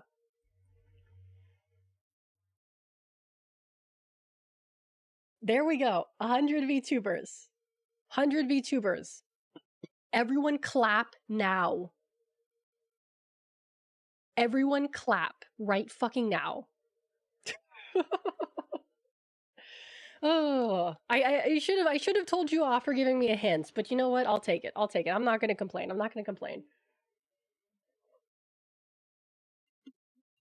Poor Ronan. No, I put Ronan on this list. Ronan is on the list. Or are you talking about another Ronan? Ronan is on this list. Ronan is like where is she? She's here. Where is she? She's on this list. Yeah, she's right here. Ronan is right here. Did you get the guy whose job it is to play the turtle from Finding Nemo at Disney? Oh, that's right. That guy's technically a VTuber, isn't he? That guy's technically a VTuber. Holy shit. Holy shit. That's crazy. And did you guys hear about like the Mickey Mouse VTuber that Disney is experimenting with like you know how there's like the VTuber screens like at meet and greets? They're doing that for like Mickey friggin' Mouse or something. Okay. This is my list of 100 VTubers. Mori, Gura, Ame, Ina, Kiara, Iris, Muna, Mume, Reine, Subaru, Chloe, Ao, Anja, Petra, Mari, Dolly, Ronan, Almontis, Rin Penrose, Senabonbon, Bibi, Busajima, Issa, Boat, Nyaru, Gigi, I don't know her last name, Sorer, Amanda, Nemcro, Nayo, Meredith Save Him, Nino, Barry, Grimmy, Mint, Phantom, Marie Schneider, Rika, Shy Lily, Iron Mouse, Bao, La Vispa, Juniper, Hades, Poseidon, Kason, Henya, Zen, I almost said Zenyatta, Haruka, Apricot, Pippa, Leah, Erina, Kirsha, Panko, Saya, Rie, Lisa, Enya, Ignis, Punkalopi, Phoebe, Ami, Amami, Sertle, Nyanners, Hime, Hajime, Hachama, Mio, Fubuki, Suisei, Toa, Picora, Vox, Luna, Shu, Alira, Doki, Alban, Nyana, Minna, Pam, Hexa, Sleepy, Rai, Lotus, Raden, Miku, Botan, Ollie, Risu, Matsuri, Chaco, Kuzha, Chio, Kana, Roka, Momo, Aishi, Snoozy, Enos, Camilla, Mokoko, Fuawa.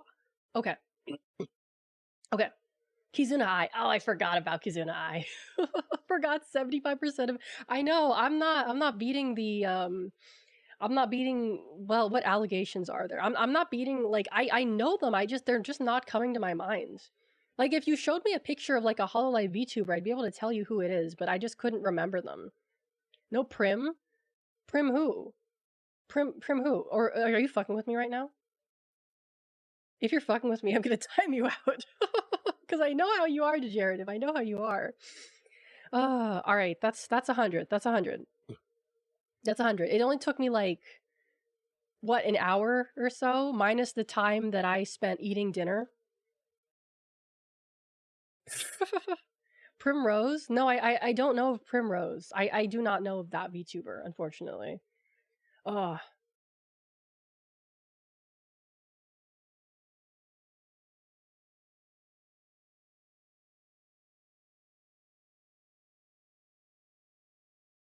I just realized I was muted. Sorry. I do not know, but now I do know. So thank you for sharing.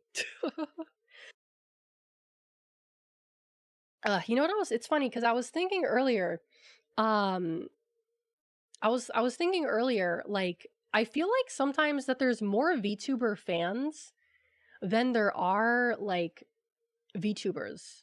Like no, more VTubers than there are VTuber fans. Excuse me, I got that mixed up. Cause like it feels like every day there's at least like 15 new VTubers, 15 new pre-debut VTubers that are trying to get clout on Twitter. Um, before they even start streaming, you know? And like the number of like VTuber fans like are is kind of like spread thin. It's a buyer's market. Yeah, yeah, it really is. And it's kind of like on one hand, like it would be good to grow like the market for VTubers.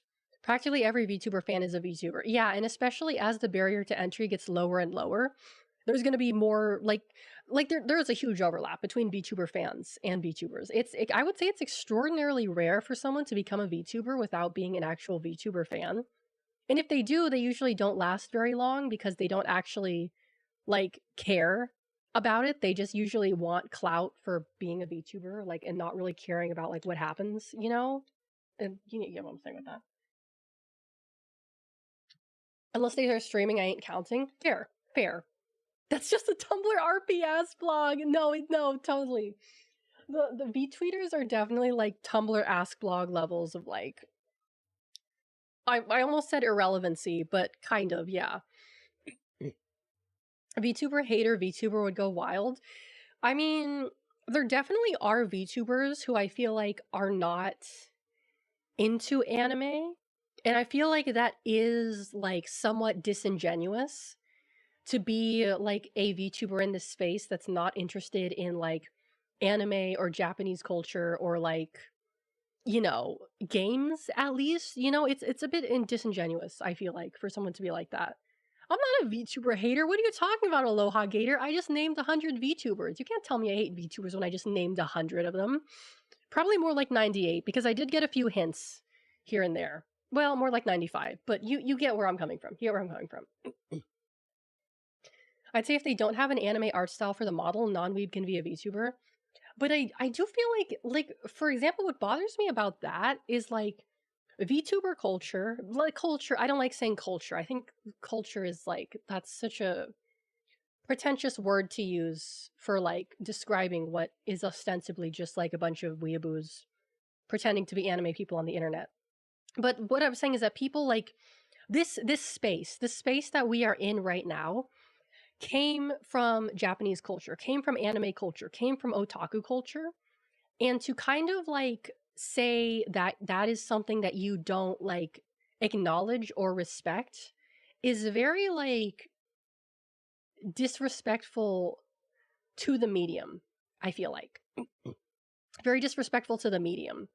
And I guess that's a little dramatic to say, but I do feel like I don't really trust people who were like are not at least somewhat interested in like anime or games and their VTubers. Like that just screams like I just want clout without actually caring about what is in the space. You did say you don't watch any of them since VTuber 25. Okay, do you guys want me to go through my Twitch following list? Do you guys is that what you want? Well, actually no, that wouldn't really narrow it down. I would have to narrow it down to VTubers I actually watch off the top of my head. Let's see. I mean, pretty much all the VTubers I watch are in this list. I watch let's see. I watch Subaru occasionally. Um I'm following Ao, but I don't really have time to watch her streams. Mari Mari, my Oshi, I will watch all of her streams. Kairu, hello, welcome in. Dolly, yes, when she streams. Ronan, yes. Almontes, yes. Rin Penrose, yes. Senna Bonbon, yes. BB, yes, I watch her streams. Issa streams I watch. Nyadu streams I watch. Nemcro I watch occasionally. Nio I catch occasionally. Meredith I watch. Grimmy I watch occasionally. Barry I watch occasionally. Let's see. Who else is in here that I watch? I don't really watch Kason anymore. Pippa occasionally. Um, let's see. Sertal occasionally. Um, Doki occasionally.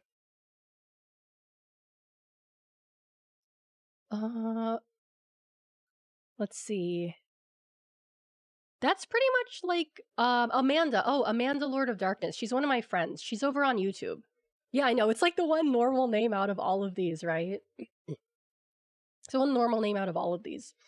But yeah, I would say those are the ones that I actually watch on a regular basis. There's probably a few that I'm missing that I just happen to forget. Let me actually switch over to the chatting screen here. Let's switch over. I'll bring the fishing back. Don't worry, I'll bring the fishing back. Oh, it's too small. Too small? Eh, that's good enough. You can see it. You can see it. Let's see. Thanks for the stream. I'm not done yet. I'm not done yet, Degenerative. I'm not done yet. What are you talking about? I'm not finished yet. I never said how long we'd be here for. Don't thanks for the stream me when I haven't even said we're done. Let's see. Okay. Who else is on my list? Oh, Yoro is on here. Orla. Orla hasn't streamed in a while, but I do watch Orla. Let's see. I have a lot of people in my following list that I don't actually watch. Oh, Big Dave.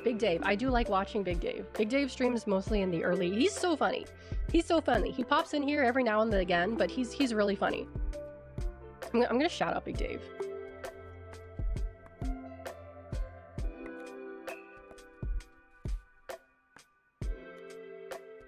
Hopefully that works. Yeah, no, he's funny. He's really funny. I do watch him quite regularly. Let's see here. Let's see. Oh, Randon. How did I fucking forget about Randon? I watch Randon all the time. I feel so bad. I fucking forgot about Randon. You know what it was? I kept thinking about Vesper, and I was like, oh, I can't put Vesper on this list because he's graduated. And yeah, fake fan. I know, fake fan. I was so, because I have like a Vesper keychain on my wall, and so I was like so pigeonholed into that. I was like, how could I forget about fucking Randon? Unless you're very restrictive about who you follow, I feel like it's almost impossible to not follow more people than you can watch. Yeah. I mean, I feel bad. I do feel bad when I follow people that I can't watch, because like a lot of times it's just like a politeness thing. And I feel bad, but it's also kind of like everyone else does it too, so I feel like it's kind of normal. Oh, Lilia, Amai Lilia. I was literally watching her last night. I feel so bad. Amai Lilia. I watched her too. She was playing Sekiro. She's quite goated at it. Citrus Sunshine. I watch her occasionally. Let's see. I already said Meredith. These people don't really stream that much anymore. I already said Barry. Oh, Coco Pimento. She doesn't really stream that often, but I like Coco Pimento. She plays a lot of Elden Ring. But I don't really watch her too often, unfortunately. Let's see. Sayu? I'm following Sayu, but I don't really watch her that much. Let's see. Those are not VTubers. She's graduated. Germa is not a VTuber. Yeah, that's pretty much all I can think of for people that I watch at least somewhat to mildly regularly. Yeah. I'm one of the 10! Yeah, I made it onto Kairu's list! Fuck yeah! Yippee! But yeah, no, it really does come down to like hours matching. Because it's like, you know, there's only so many hours in the day. What I really need, and I gotta look for this,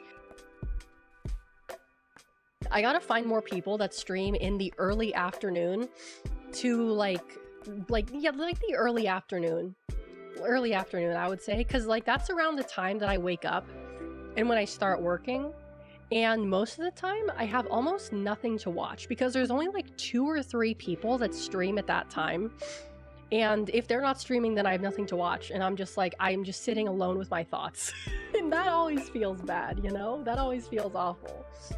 So yeah, it's like at 12 to 1 p.m. EST. Yeah, 12 to 1 p.m. EST. 12 to 1 p.m. EST, I would say. Maybe a little bit earlier, maybe a little bit later. But yeah, it's usually, because that's like what, 9 a.m. Eastern, 9 a.m. Pacific? Yeah, like 9 a.m. to 10 a.m. Pacific. Euro VTubers that I watch at 5 a.m. when I wake up. Oh, you wake up at 5? You want some recommendations? Sure, I'll take some recommendations if you got some people for me. I'll write these down. Let's see. Let's see here. Yeah, if you guys have any recommendations for like that time zone, that'd be great. Because, you know, usually the people I watch who stream during that time are usually either Dave or Randon. And neither of them stream every single day. So there's usually at least a couple days where there's like no one there. JN Press. Okay. JNPRUS. Okay. I'm writing that down. I'm writing that down on my phone. The biggest problem is streamers who I follow when their schedules are irregular, so there's little overlap who become very... Yeah, like I was thinking about changing like my stream time to be like later. Like instead of starting at 6 Eastern, I'd start at 9 Eastern. But I mean not 9 Eastern, but 10 Eastern, because I usually eat dinner around like 9. But the problem with that is like there's a lot of competition for that time slot, and a lot of the people that I, you know, follow and am friends with also stream at that time slot. So it wouldn't really like it, like I'll be real with you, I do enjoy streaming a little bit more like at night. It's more fun. It's like Mario always says that streaming at night is more fun, like later in the night, and it is. But I don't think it would really like I do stream like later, like 2 days out of the week. Yeah, and then there's the rare midnight Alex stream, which happens every now and again. But I like the time I stream at now does work pretty well for me. Like I would actually like to stream earlier, to be honest with you. I would actually be okay with streaming earlier. But my biggest fear with streaming earlier is that no one's gonna watch my stream because everyone is at work or at school. So that's because like the majority of my audience watches me at the time I go live, or at least like within an hour that I start to go live, right? And you know, if I were to change my time, I would lose a good portion of my audience, I feel like, or my viewers.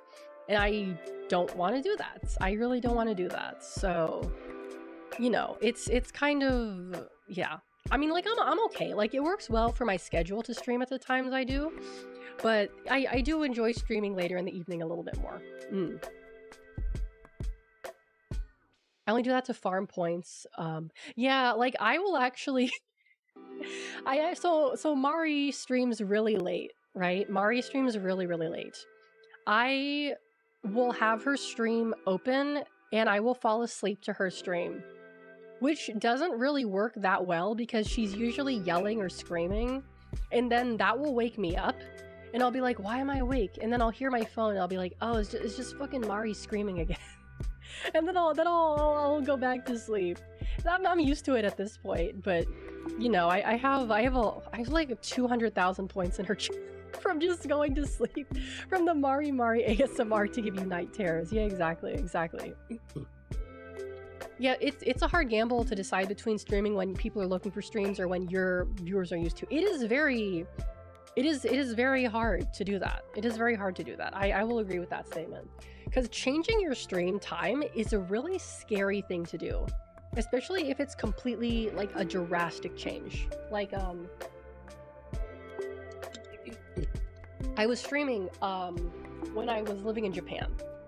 And granted, at the time, I was still like, Azura, thank you for the posture check.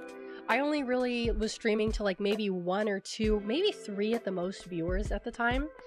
And I was streaming like between like 1 p.m. to like 6 p.m. Japan time, which is like maybe like 10 to like 3 a.m. like Pacific, I guess. I don't know the exact numbers, but it's very late. It's the middle of the fucking night. And when I moved back to the US, naturally I started streaming in US time. And all my viewers, the few 3, 4 that I had, couldn't watch me anymore because, you know, they were all based out of like Asia or like, you know, another part of the world that it was convenient for them to watch me at that time. And I pretty much lost like all my viewers because, you know, I completely changed my stream time to like the opposite of what I normally streamed at. So it is like, it's very hard to do that. It's very hard to do that. And that is something that I'm really afraid of because when I do move back to Japan, I'm afraid that I'm going to have to give up streaming entirely because, you know, if the only time I can stream is at like, you know, like 6 to 7 p.m. Japan time, which is like, I don't even know, that's like 5 a.m. Eastern, maybe 6 a.m. Eastern, I am going to lose like 99% of my viewers.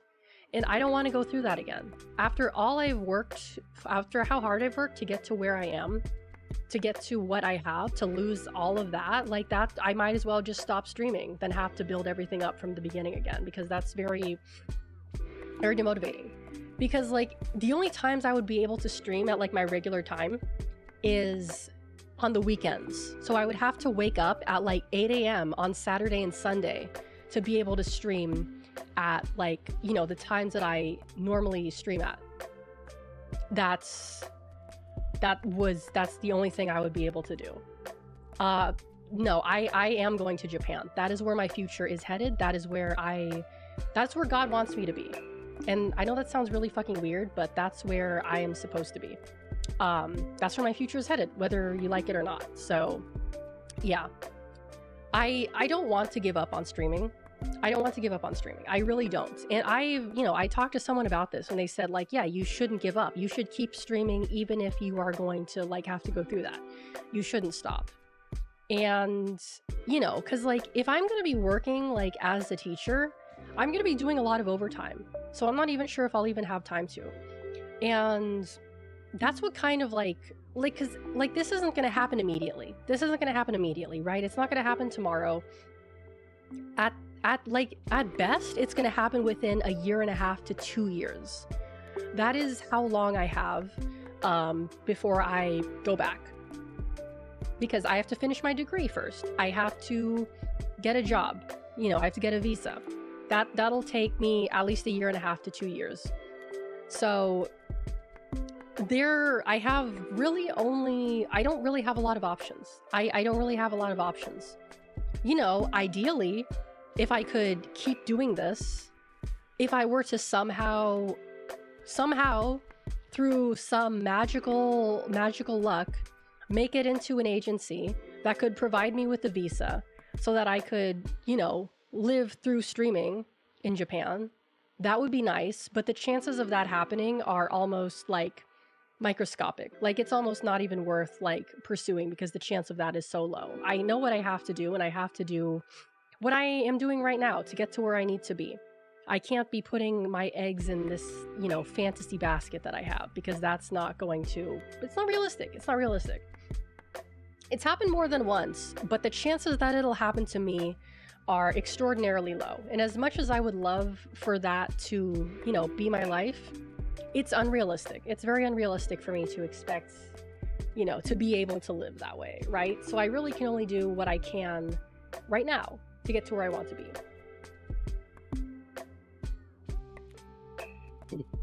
You know, streaming is fun for me. It's something I enjoy, and I would be a lot worse off if I were to stop streaming. I would be a lot worse off. Just mentally, really, streaming has improved my mental health so much. Even if it does cause me to, you know, have some stressed out and depression moments, it really has, like, hold on, I gotta clear my throat again. Streaming has done a lot for me, and I really want to be able to maximize my time be able to do this like on a regular basis before the day comes where I might not be able to anymore. And that's kind of why I get frustrated with myself a lot, because I feel like I need to rush everything. I feel like I need to do so much more to get to where I want to go in the time that I have left to do this, you know? And like, cause like the majority, like most people, like when they do streaming, they don't start to like get popular or get famous for like at least 4 years. right? It takes like, 4 years. Like there are rare cases where people will get big after like a year to 2 years. But for most people that I've seen, it takes like 4 to like 8 years for people to actually start like gaining traction as a streamer, and for people to actually start taking them seriously and to get famous and all that crap. And so for me, given that I feel like I don't have that much time with this, I feel like I am not doing enough to get to the point that I want to be at. And it does, like, it frustrates me a lot. And I've been trying to condition myself to not think about these things, to not think about numbers, to not think about my stats, to not think about, like, I mean, numbers is a really big thing for me. I get obsessive about my numbers, and it causes me, when number high, good mood. When number low, bad mood. And so I've really been trying to condition myself to like not look at my numbers. And so far I've been doing a pretty good job of it. Right? At least I think I have been. It's only been like a few weeks, but I feel like I feel like I have like gotten better since I have stopped like looking at that number when I start stream, during stream, when I'm ending stream. Like I slip up from time to time, but because I'm also like really hard on myself in general. Like I'm like, oh, I'm not doing a good enough job, I'm not doing enough, I'm not doing like this, that. Because when I started streaming, like I wasn't really caring about that at all. Like just having one person in my stream was good enough for me. But the more I do this and the more like seriously I take it, the more I kind of get like, I guess, in my head about it. Indie streamer who hits 4 digits viewers in under 2 years is insanely rare. Yeah, it is extraordinarily rare. And I recognize that. Like whenever I do compare myself to other people a lot, and that's, a very source of frustration for me, is I'm like, well, this person has been streaming for less time than me, and they have a higher CCV than me.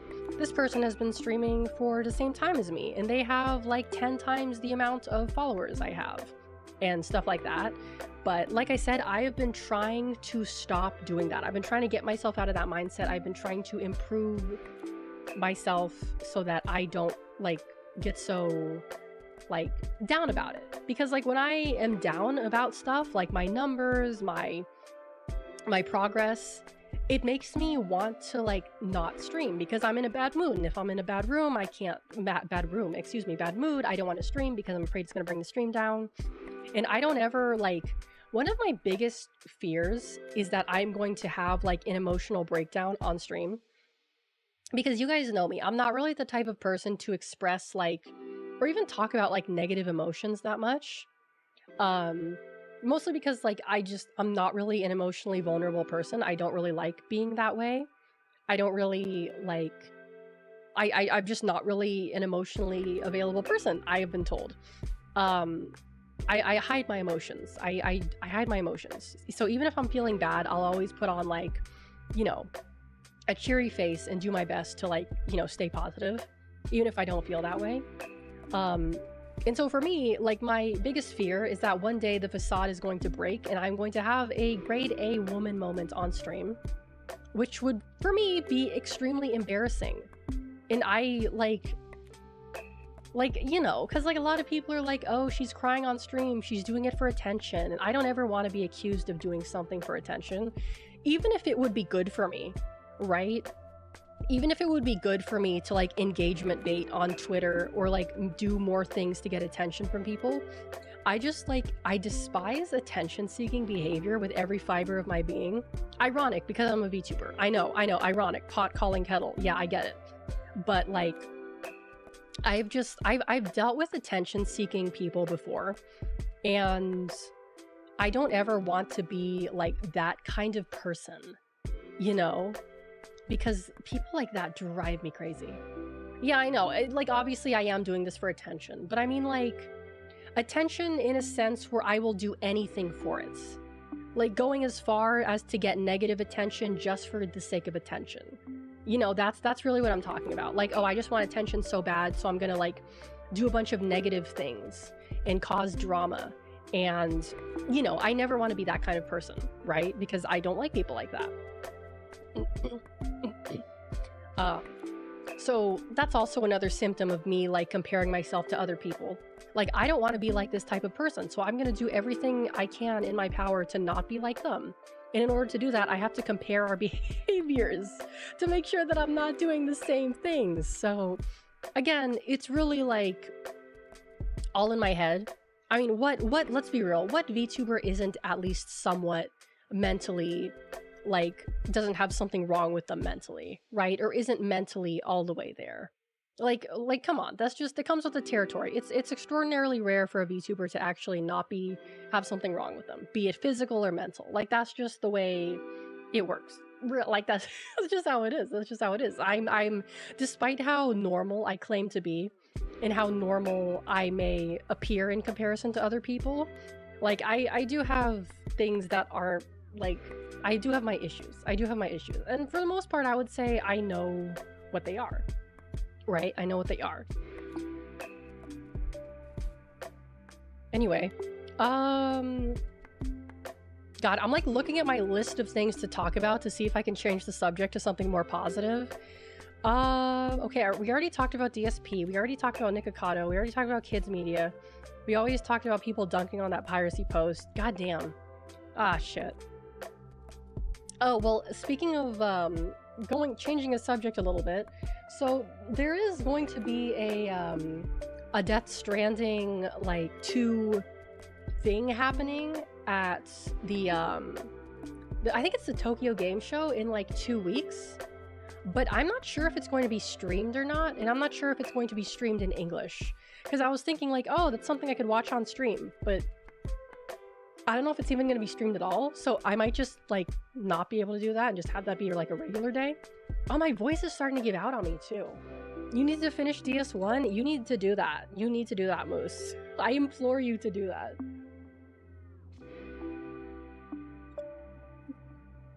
Oh. Yeah, I'm definitely starting to lose my voice. Oh, dear. That's not a good sign. Let's see here. What do I have in store for tomorrow? Oh, tomorrow there's gonna be... I've been on for 4 hours? Oh shit, you're right. Yeah, no wonder. It's longer than I normally stream. No wonder. I don't have anything planned for tomorrow. I don't think I'm gonna stream tomorrow, because that's usually the day I try to get my work done. As much work as I can. So I will have the schedule up for tomorrow. I don't have the schedule finalized just yet, but I do have an announcement to make. I do have an announcement to make. Hold on, I gotta clear my throat again.